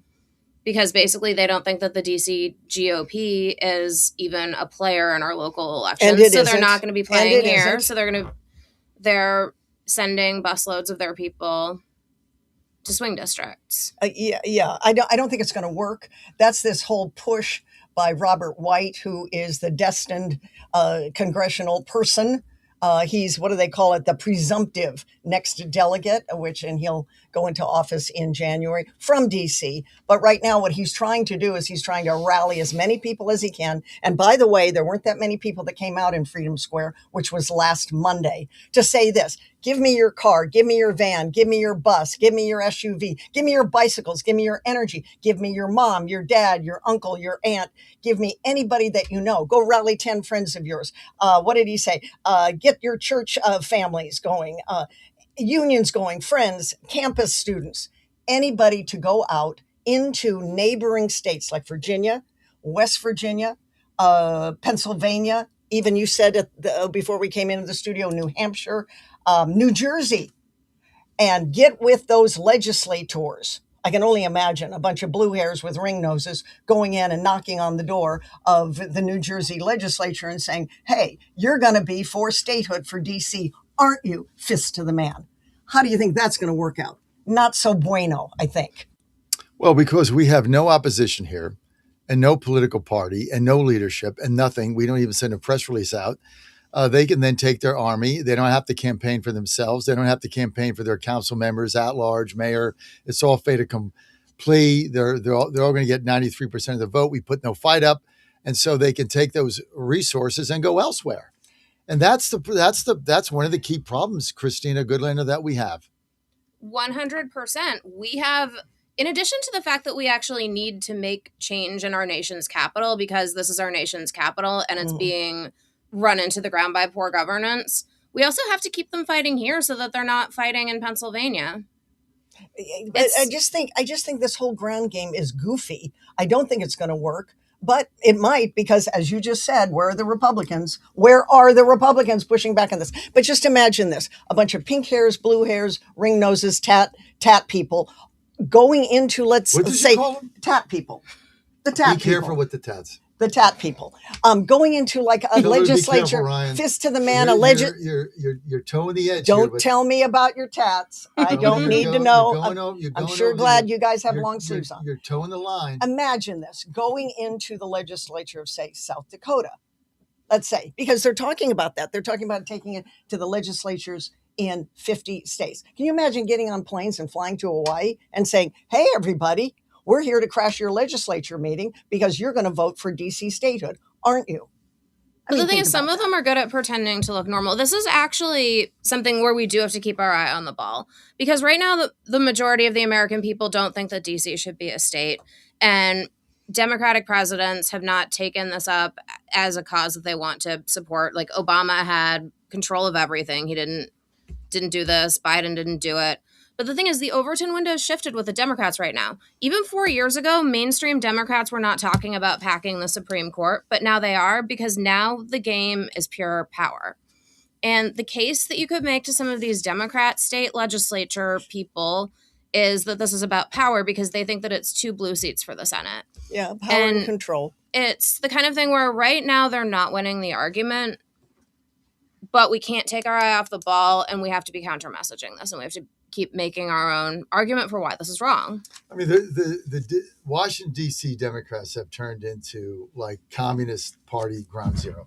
Mm-hmm. I mean, you look at you look at this mayor coming in, she's a communist, Janice Lewis George. You look at the 2 new council member coming in, they're communists. I mean, we have the greatest, most beautiful, safest city in America, and there's going to be a mayor and a communist council. And then you got President Trump that's basically still calling the shots.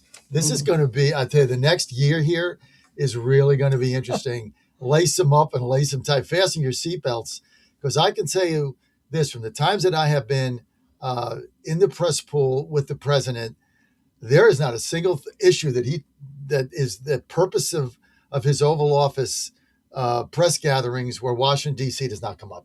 Yeah. But he's aware of everything. He's aware of everything. He's got tremendous pride in what he's done here. He is not going to let the city fall back into the filth and squalor that it was when he came in for the second term.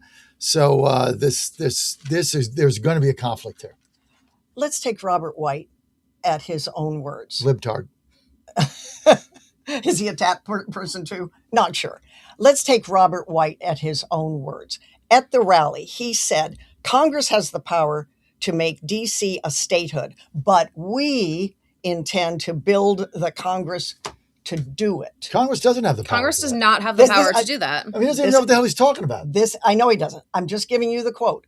Now let's talk about both of those pieces. We intend to build the Congress to do it. How, Robert? And Congress has the power to make DC a statehood. Huh?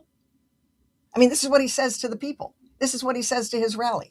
And I don't know if you know it or not, but there weren't that many people there last Monday. Yeah. Were you there? No, God, no. I wasn't there. No, there were people in the Plaza. inflatable frog costumes that they like to wear, which is, I mean, these are fundamentally unserious people. These are jokesters. You had a whole bunch of Free Palestine signs. You have people chanting like from DC to Palestine, occupation is wrong. I don't know what their snappy little stupid jingo is, but it's like, what is being like, what does Palestine have to do with DC? I mean, I get that they're thugs and Hamas are thugs, and thugs have kind of a thug brotherhood of thugs, but it's ridiculous. Well, thugs will be thugs. When we were talking before we came in, Christina, I said, I don't think this kind of Defend DC proposal, because that's kind of what he's doing out there in Freedom Plaza, is going to last. But you said, yes, it will. It's got legs. I don't see it. You're probably right. I don't see it in South Dakota, Montana, no, but they're going to go. Idaho. Look what they did. Kansas. They went to the 5th district. They went to Virginia. It's, a couple hours away. They went to the 5th district, John McGuire's district. He's a favorite there, but they've got a former congressman running. It's going to be moderately competitive. He's going to get a lot of money. Yeah, Tom Perrello, he's a Soros guy. Yeah, he's a Soros guy. They're going to spend a lot of money. McGuire's going to win that seat. But, I'm not saying they're not going to try. I'm saying, is this going to have fruition?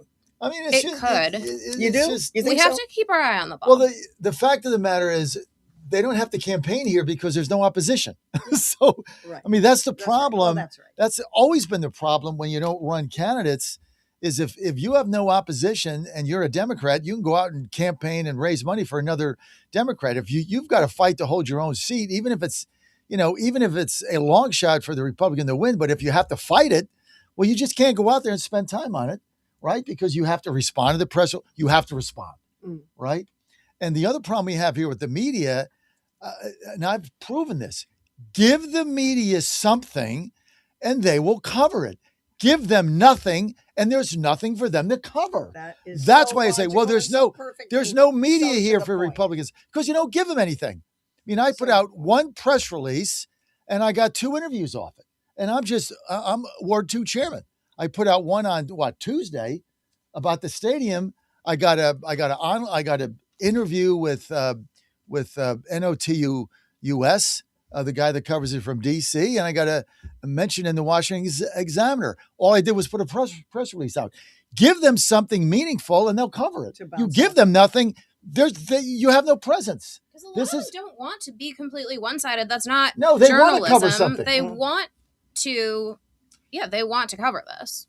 Well, here's what also they ought to be covering is this guy that, and did I don't think we sent Dan the graphic here. I probably should have done this, Dan, but I don't have time now. But there's a guy that has a guillotine in the back of his truck. A guillotine. I mean, think about this. A guillotine.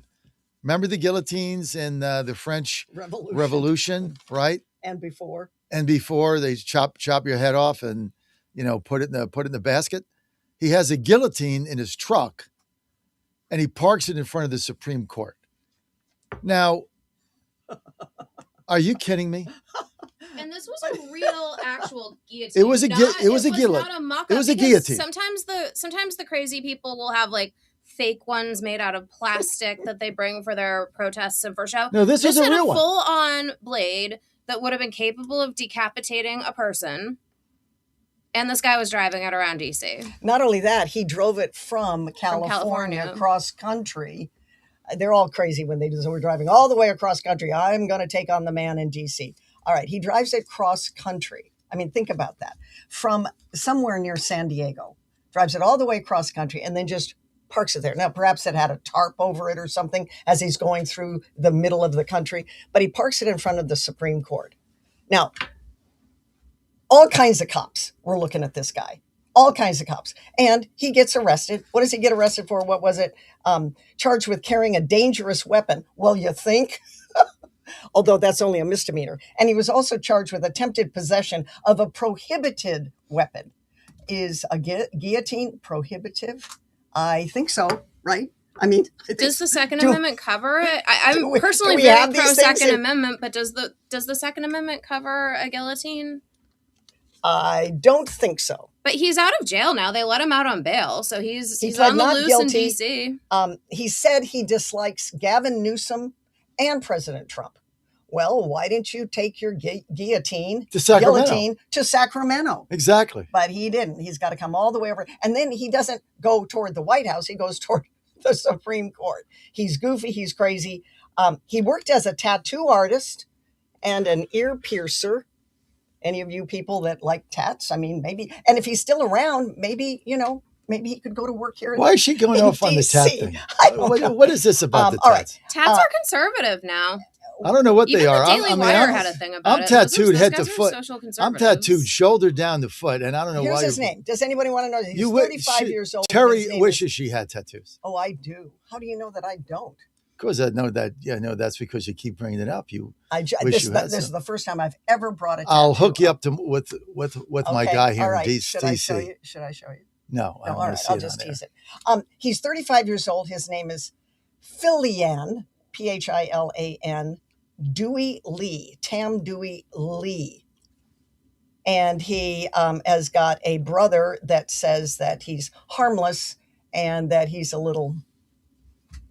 Anyway. Okay, a little is not harmless these days. There are people in this country who have a screw loose. We've had 3 assassination attempts at least on President Trump. At least. We had the guy that who we know drove, of. Yeah, we had the guy who drove to DC and was arrested outside of Justice Kavanaugh's house, saying that he had intentions to do harm to Justice Kavanaugh. Right. We had the governor of Pennsylvania's house was set on fire. He's a Democrat, but the far left doesn't like him. We've had far too many incidents of political violence in this country that this guillotine thing is serious. You got to take all these things It's not seriously. harmless. There it is on our screen. I want to know who helped him build it. Maybe his goofy brother also helped him I don't build know. it. It's just. I don't know. But it was a misdemeanor, it's just- so he's out. He's and back on, he, at trying large, to right, chop John? people's heads off. Did he get his guillotine back, or is it in evidence lockup? One would hope. Is it guillotine or is it guillotine or It something? depends on It's if we're being guillotine, French right? or Guillotine. American. I mean, whatever. I'm part French Canadian. I grew up speaking French, so I could say like guillotine, but they say guillotine. Guillotine. Guillotine. But That's what I thought. I'm American, so you say whatever. The point is, it's a device that cuts people's heads off, and we don't need it running around on the streets of DC. It's parked in front of the Supreme Yeah, Court. especially parked in front so of that the they Supreme can Court. so that they can further intimidate Amy Coney Barrett, right? But that's really what the purpose of it is, right? To completely intimidate her again. He might not like so Sotomayor she can. and Amy. He didn't doesn't Gavin like. Newsom No, nor Trump. that's baloney. Come I mean, on. these He are parks in front of the anti-system Supreme chaos Court. He could have parked in front of Sacramento, right? That's right. He could. And if he did that, he'd be in jail. Less gas too. He'd be in jail. You're with DC Dispatch. I'm John Fredericks. You're allegedly your host. It's good to have you here. Terry Gilberg with us, and also Terry, as you know, media mogul from back in the day, now with us, and the one and only Christina Goodlander, Vice Chair, DC GOP. No oxymoron there. Hey, this segment is brought to you by our good friends at the Smart Health Plan Company. Now, if you're like me, you're tired of getting hammered by outrageous healthcare costs. I mean, these things keep going up, and it's just nuts. I mean, I'm old enough, obviously, to be on Medicare. Doesn't matter. I still pay through the nose. Here's what the Smart Health Plan gives you through Barry Draper. You get complete and comprehensive coverage, hospitalization, surgery, critical illness protection. You also get access to a national PPO network with a $15 copay. If you need quick care, unlimited telemedicine, that's included. Prescriptions, they have a plan for that as well. Doesn't matter if you need an individual health plan for yourself, you're in the gig economy, or you have a small company like we do, and maybe you need one for your company. Either way, they can work with you. They have a lot of flexible options. Here's the kicker. Their rates are 35 to 40% lower than unsubsidized plans out there than you're going to find with traditional group coverage. So give them a call today. Check it out. It's kind of like get a quote, see if it works for you, your company, and your family. Takes you a couple minutes. 833-752-6742. 833-752-6742. Or go to thesmarthealthplan.com. That's thesmarthealthplan.com. And you are good to go. So thank you for doing that. Okay, we're going to get to another topic here. This is crazy. You've got guillotines in front of the Supreme Court. You've got the Free DC commie whack jobs doing the 1939 Star of David anti-Semitic shuffle in front of stores like the mafia. If you don't put a sign up, we're going to boycott your stores. This is what the mafia does. That goes fine. There's no problem with that. We don't do anything. But here's what they got now. They've got this group that part of Free DC with a systematic effort to push jury nullification in DC. So we have Jeanine Pirro, who's trying to convict criminals, right? So we have a real U.S. attorney.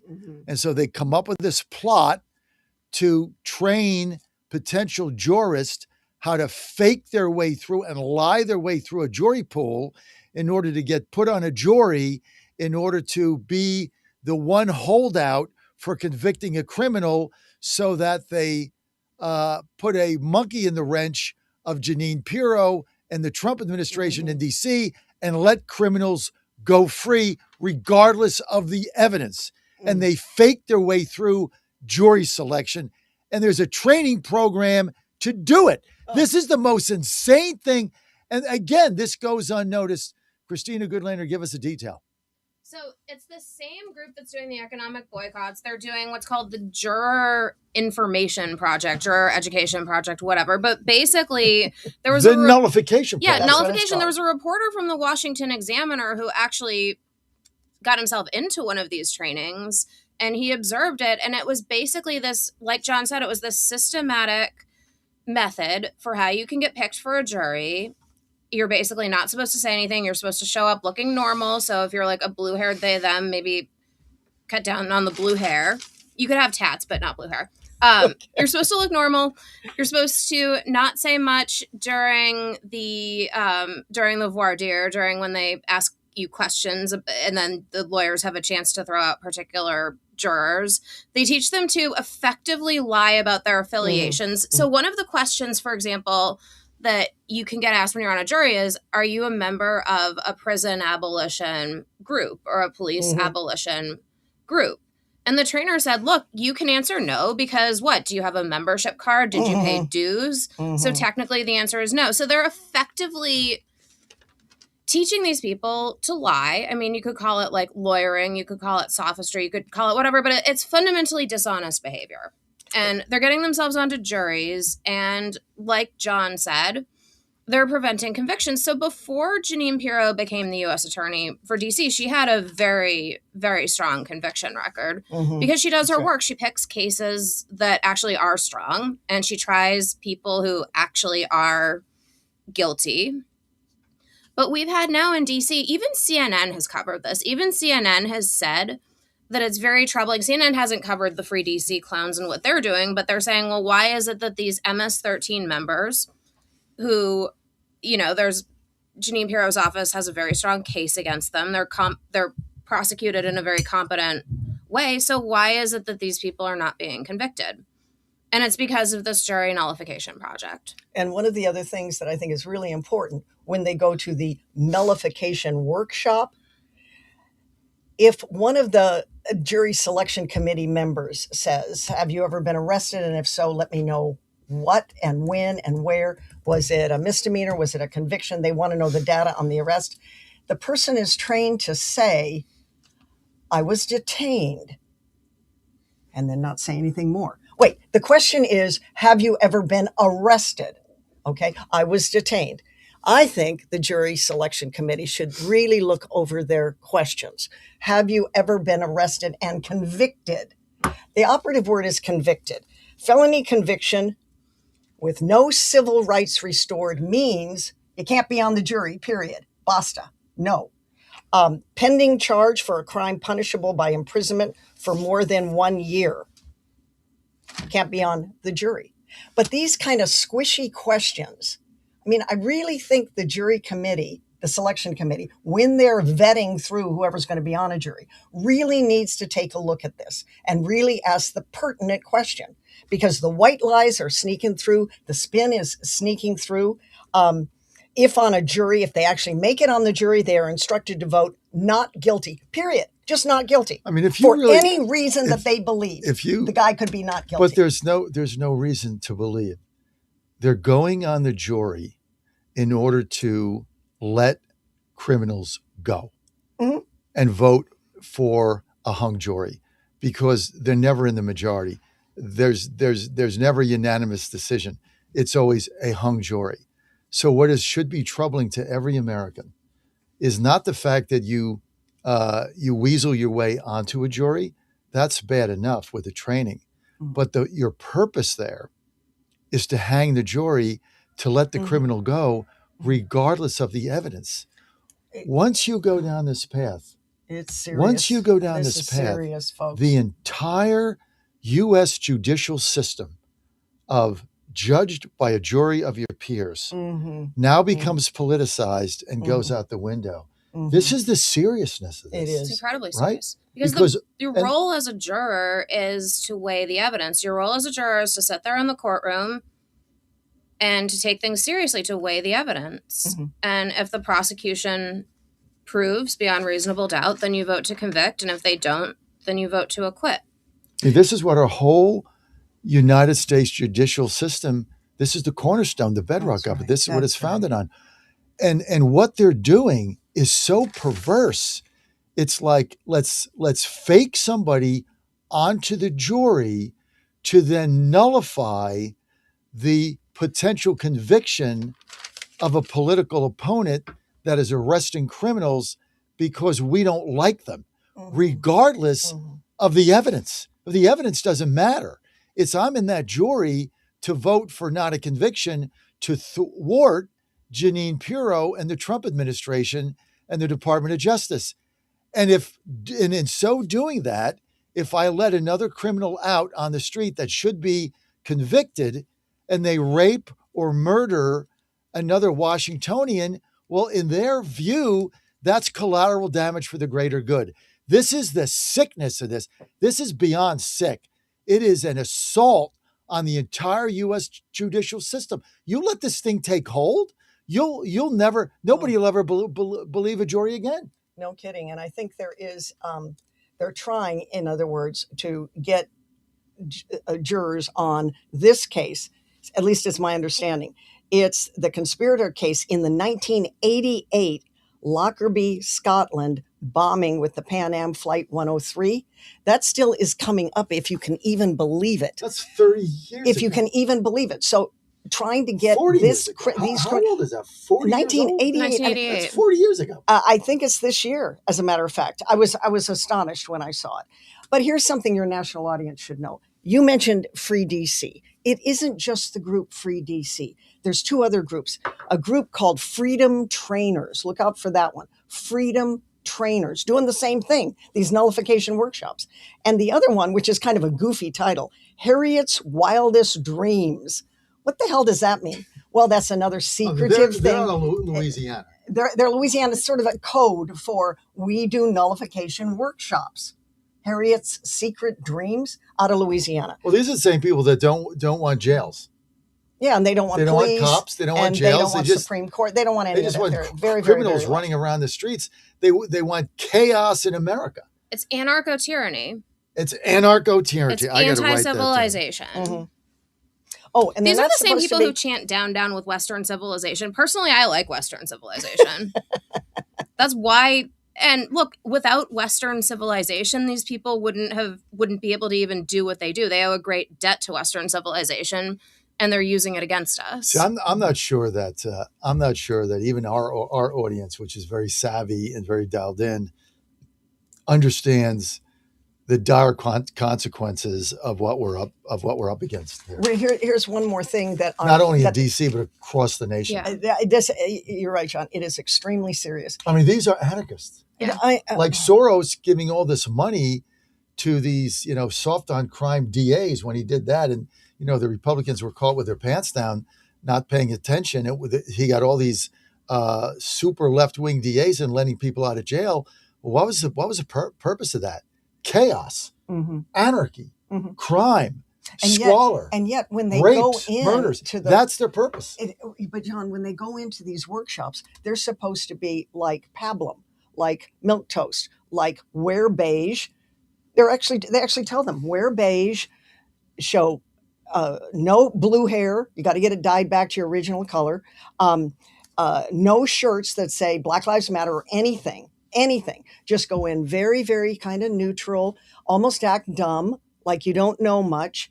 And yet you've got all of this workshop in the back of your head and try to get through the system. Even think about that. They're anarchists dressed up in beige. It's dishonest. You're It's so training dishonest. anarchists to fake and phony your way onto a jury, not to do anything but to let criminals out to create chaos at the expense of innocent people who are going to get harmed. I mean, this is another thing. I mean, why our Department of Justice isn't looking into this is beyond me. I mean, this is a crazy way to circumvent the entire U.S. judicial system. Did you know? And it might go beyond the First Amendment. This might not be protected by the First Well, Amendment. that's true It too. should be. Do you know a felony conviction in D.C. with a felony conviction, you can serve on some juries only 1 year after release or after you finish your sentencing. It used to be 10 years. And some of those juries are pettit or trial juries. Can you imagine? That is so loosey-goosey to me, John. It used to be 10 years with a felony conviction. Not anymore. 1 year. 1 year. One You got to year. finish your sentence, your probation. Everything's got to be in the past. It's got to be behind you. But it's 1 year, and you're good to go again. Mm-hmm. Now, don't tell it to the screening process. You have a because- jury selection process, and that's in and of itself is supposed to be an honest process. Right, 'Cause that's you, right. You have the defense attorney and you have the prosecutor, and they just want to evaluate that they're going to get a fair jury. And if they don't think you're fair, then you get dismissed. And so being trained to fake your way on. You're supposed to go into a jury if you get called for jury duty, and all of us have been there, right? Yeah. They're going to sit and ask you questions under oath. And, I think I've been through the process, twice in my life. I was the first person dismissed both times, out. I was in a jury in DC. Yeah, I mean, it was fun. I wanted to get but I answered honestly. Because they ask you if you know anybody who's a lawyer, which everybody in DC does. So I answered honestly, but they still let me on. Right. But I think the good news is that this story is out. The other good news is Jeanine Pirro is well aware of this. I looked something up too. Since April, Jeanine Pirro has had 2 cases where defendants were acquitted and 4 that are going to trial, but ended in deadlock or mistrials. She doesn't like this record. That's a hung jury. Right, because that's right. the one person on it that is and going to vote. She doesn't like this. She does not like this. So the cat's out of the bag, but we've got to press on this. I think you should do a press release on this one, John. And it's not even that they don't, it's not even just that they vote no, it's that they refuse to even deliberate or engage in the process, which again, that's a fundamentally dishonest thing. If you're chosen as one of the 12 jurors, it's your responsibility in that jury room to deliberate and engage with the process. Yeah. And it's all designed to upset Trump's prosecutions, which go through the DCAG. I know it's a little funky, but it's the DCAG. Jeanine Pirro. She handles federal and federal. Well, she's the U.S. attorney. Not the AG. No, but she's AG for DC. The U.S. attorney prosecutes DC local crime because the attorney general in DC, we have an elected attorney general who's a far left Democrat who only prosecutes juvenile crime, which in DC is no joke because more than half of carjackings are juveniles. Same idea. Okay, I thought it was synonymous, but I stand corrected. But nevertheless, she is aware.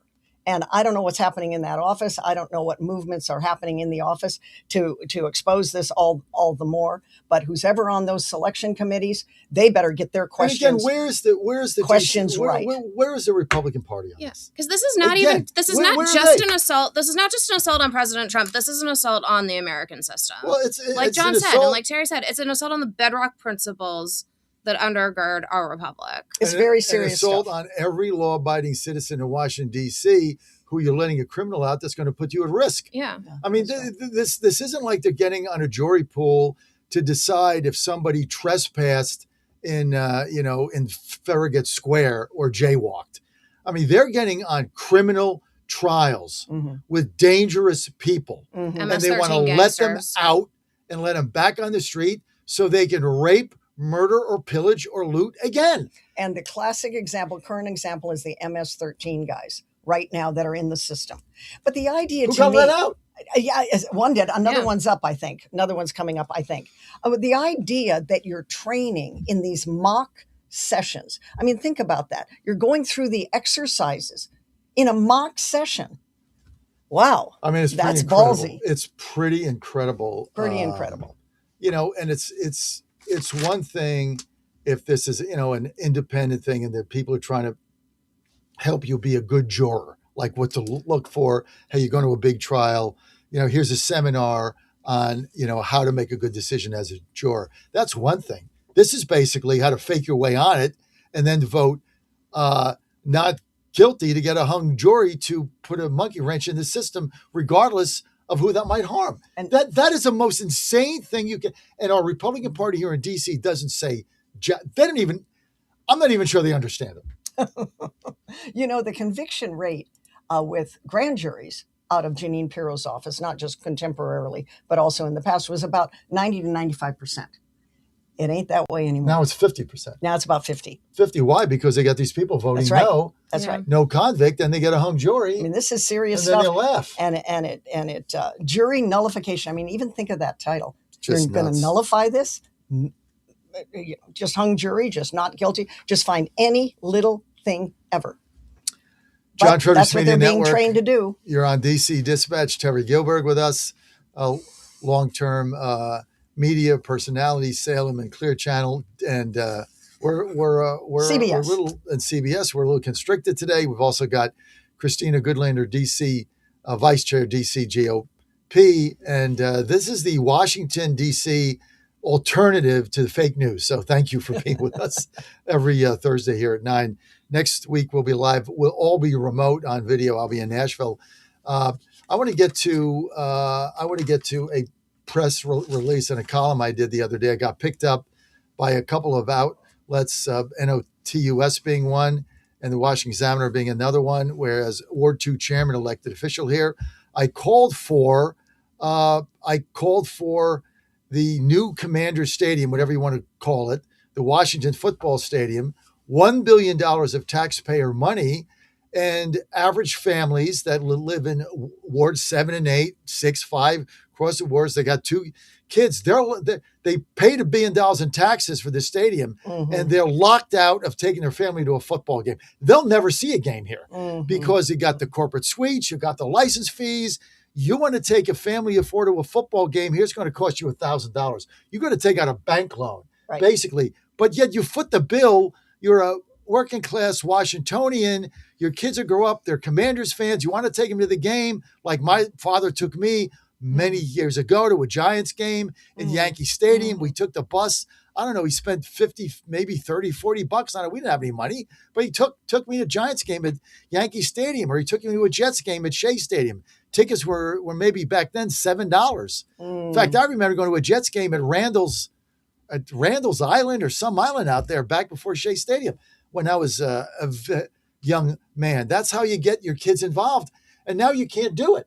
So what I'm calling for is very simple, right? I'm calling for a mechanism to say within the 60,000 seat stadium that 10,000 seats are reserved for local Washingtonians at $15 a ticket, period. Not 50, not 100, not 170, $15 a ticket, 4 tickets maximum, can't resell, can't go on the internet, can't scalp, can't resell, can't buy season tickets, can't buy them for multiple games. Every family get 1 game. You're going to have to do it in a lottery system. You got to go to will call. You got to show your ID. Sorry, you can vote without ID, but you can't get the tickets without it. That's right. Sorry, got to have ID. You got to get the tickets, and you can't resell them. And that's a crime. If you're on the street scalping them, you're going to jail, right? This is it. Reserve 10,000 seats for local fans who are paying for the stadium. 1 ticket at a time. One maximum of 4, 1 game at a time. 1 game at a time. One game at a time, so you can bring your family and your kids. Damn it, you paid for the thing, and now you're locked out. I think it's outrageous that we don't have a program in place that says these many tickets go to families in D.C., not Northern Virginia, not Montgomery. Sorry, guys, get your own stadium. Get your own team. That's right. No, you got to be a resident of D.C., you got to have an ID, you get 4 tickets, $15. And yeah, is that going to hurt the revenue of the stadium owners and the Commanders owners? Sure. Hey, I got a news flash. Give us our $1 billion back and I'll drop my claim. But as long as we're giving you $1 billion, this is not, oh, John, you're encroaching on private enterprise. Not when you're getting $1 billion of my taxpayer money, right? Now I'm part owner of this thing because you took the money out of my pocket. I didn't vote for it. You took it. I voted for the council members that took it. Basically, I'm getting taxed, and our kids are getting locked out, and I think it's an outrage. Well, compare that with the other side. Here's what the other side says. We need to sell PSL, that's personal seat licenses. A lot of you sports fans know about Outrageous. that. But if you don't know about that, you have to buy that first, all right? And when you buy that, it's a mandatory. You have to buy it. That allows you then to be a season ticket holder and buy more tickets. So the first thing you have to do... And the PSL is $5,000 a person. $5,000 a person for the PSL. And the Commanders themselves need to make about $975 million to get back what's put in, or so they say. So what does that do when you do the math? I did the math. It's about $15,000 per seat just for the license fee before you get to buy a ticket to the game. Huh? I mean, what is wrong with that picture? And I love your idea, by the way. I want to compliment you on that. I love his idea. $15. And then I'll have a little money to buy a hot dog and actually enjoy it. And 10,000 seats, that's not asking too much. No. Out of a 65,000 seat venue. We gave you $1 billion, dude. Well, yeah. And look, DC has a crime crisis. We have a cultural crisis of family breakdown. That's right. And like John said, if a father could take his son to the game, that's a very healthy thing for our society, and that could help heal some of these cultural problems that we're having in our city that have led to crime and dysfunction. If we start with functional families and we start with fathers taking their sons to the game. Right. I mean, and the mom too. And the mom. Or mothers taking their daughters to the game. I guess girls can be football fans. It doesn't matter. I am. But when I was a kid growing up, I mean, again, my father would take me to a football game. I mean, that's how I got involved in following football. And, you went with your dad and you talked about the game and it was exciting and it was fun. And we lived in New Jersey, so we had to take a bus and all that stuff. Here, these are people that you just take the metro, you take the bus, you go to the new stadium. I mean, this is an event for your family. That's true. I mean, what better things could you do for your kids? And you want to build, if I'm the Commander's owner, okay, let me tell you the benefit of this, okay? Stop worrying about the money. You got plenty. You got plenty of money. Okay, you got your corporate suites, you got your donors, you got the whole big. You got all the lobbyists, you got all the politicians are going in their suites, right? You got the whole thing going, right? So you got plenty of money. But think about what this does. This builds local fan loyalty in your hometown. There is nothing better than that. To have kids growing up, they love their Commanders. They buy your garb, they buy your gear. That's what they want for Christmas. The game comes on. They have it on, they have their hat on, they have their jersey on. I mean, that's what you want. You build goodwill. Instead of, I'm telling you, without my proposal, if somebody doesn't take it up, this is going to become a corporate elitist stadium where only the rich and famous go, where you got to spend $1,000 a game. Nobody can afford it. Everybody's from out of town. Nobody lives here. That's exactly what you're going to get. All the suites filled with all the politicians and all the mayor and council and all the congressmen. That's who's going to be here paying thousands of dollars. And we spend $1 billion in our tax money and we don't get squat. So, John, have you taken your proposal to the mayor's office? And if so, what has Muriel Bowser said about it? Because this is a good proposal. I'm getting there. I mean, I got the Washington Examiner picked it up and the reporter there sent it to them and asked them for comment. They made none. But the next thing I'm going to do is take it to Bowser. None. Well, they made no comment because they just, I don't blame them for that, but they need to comment on this. And I'm going to keep banging this drum because this is about our kids. We keep saying, we need midnight basketball. Right. Okay, I'm for that too. I'm for midnight basketball too. But I'm for a father and a mom, a family taking their kids to a ball game, right? That's what I'm for, not locking them out because they can't afford it. And these PSL fees, they're insanity.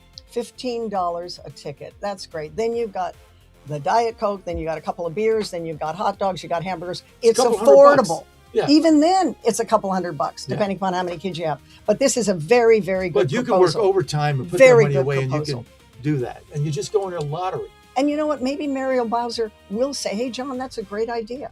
Maybe. Let's see what she says. I took it to the White House. And I don't discuss my private conversations. Next week or the following week. We'll find out. But I did take it there. Good. Because at the end of the day, they're going to have the juice. I think so. Home rule's going, baby. I'm telling you. Okay. It is going as sure as I'm sitting here. Listen up, everybody. It's Home going. rule, and that's going why to be history. We're preparing for phase 2, Washington, D.C. They're going to do everything they can to dismantle what Trump has done. And home rule, if the Republicans hold the House, it's gone. See ya. John Fredericks Media Network on behalf of the DC Dispatch, Christina Goodlander, Terry Gilberg, Maria Pickering, not here today. Lindsay Rowland, she'll be back next week remotely. You're on the John Fredericks Media Network. Coming up next, you don't want to miss this. Live, well, you know who's coming up live. You know who it is. The one and only, coming up live. next. Wendy Bell. I'll see you at 6 o'clock tonight. Game On America. We're going over the SEC. See you then. 5 trucks carrying relief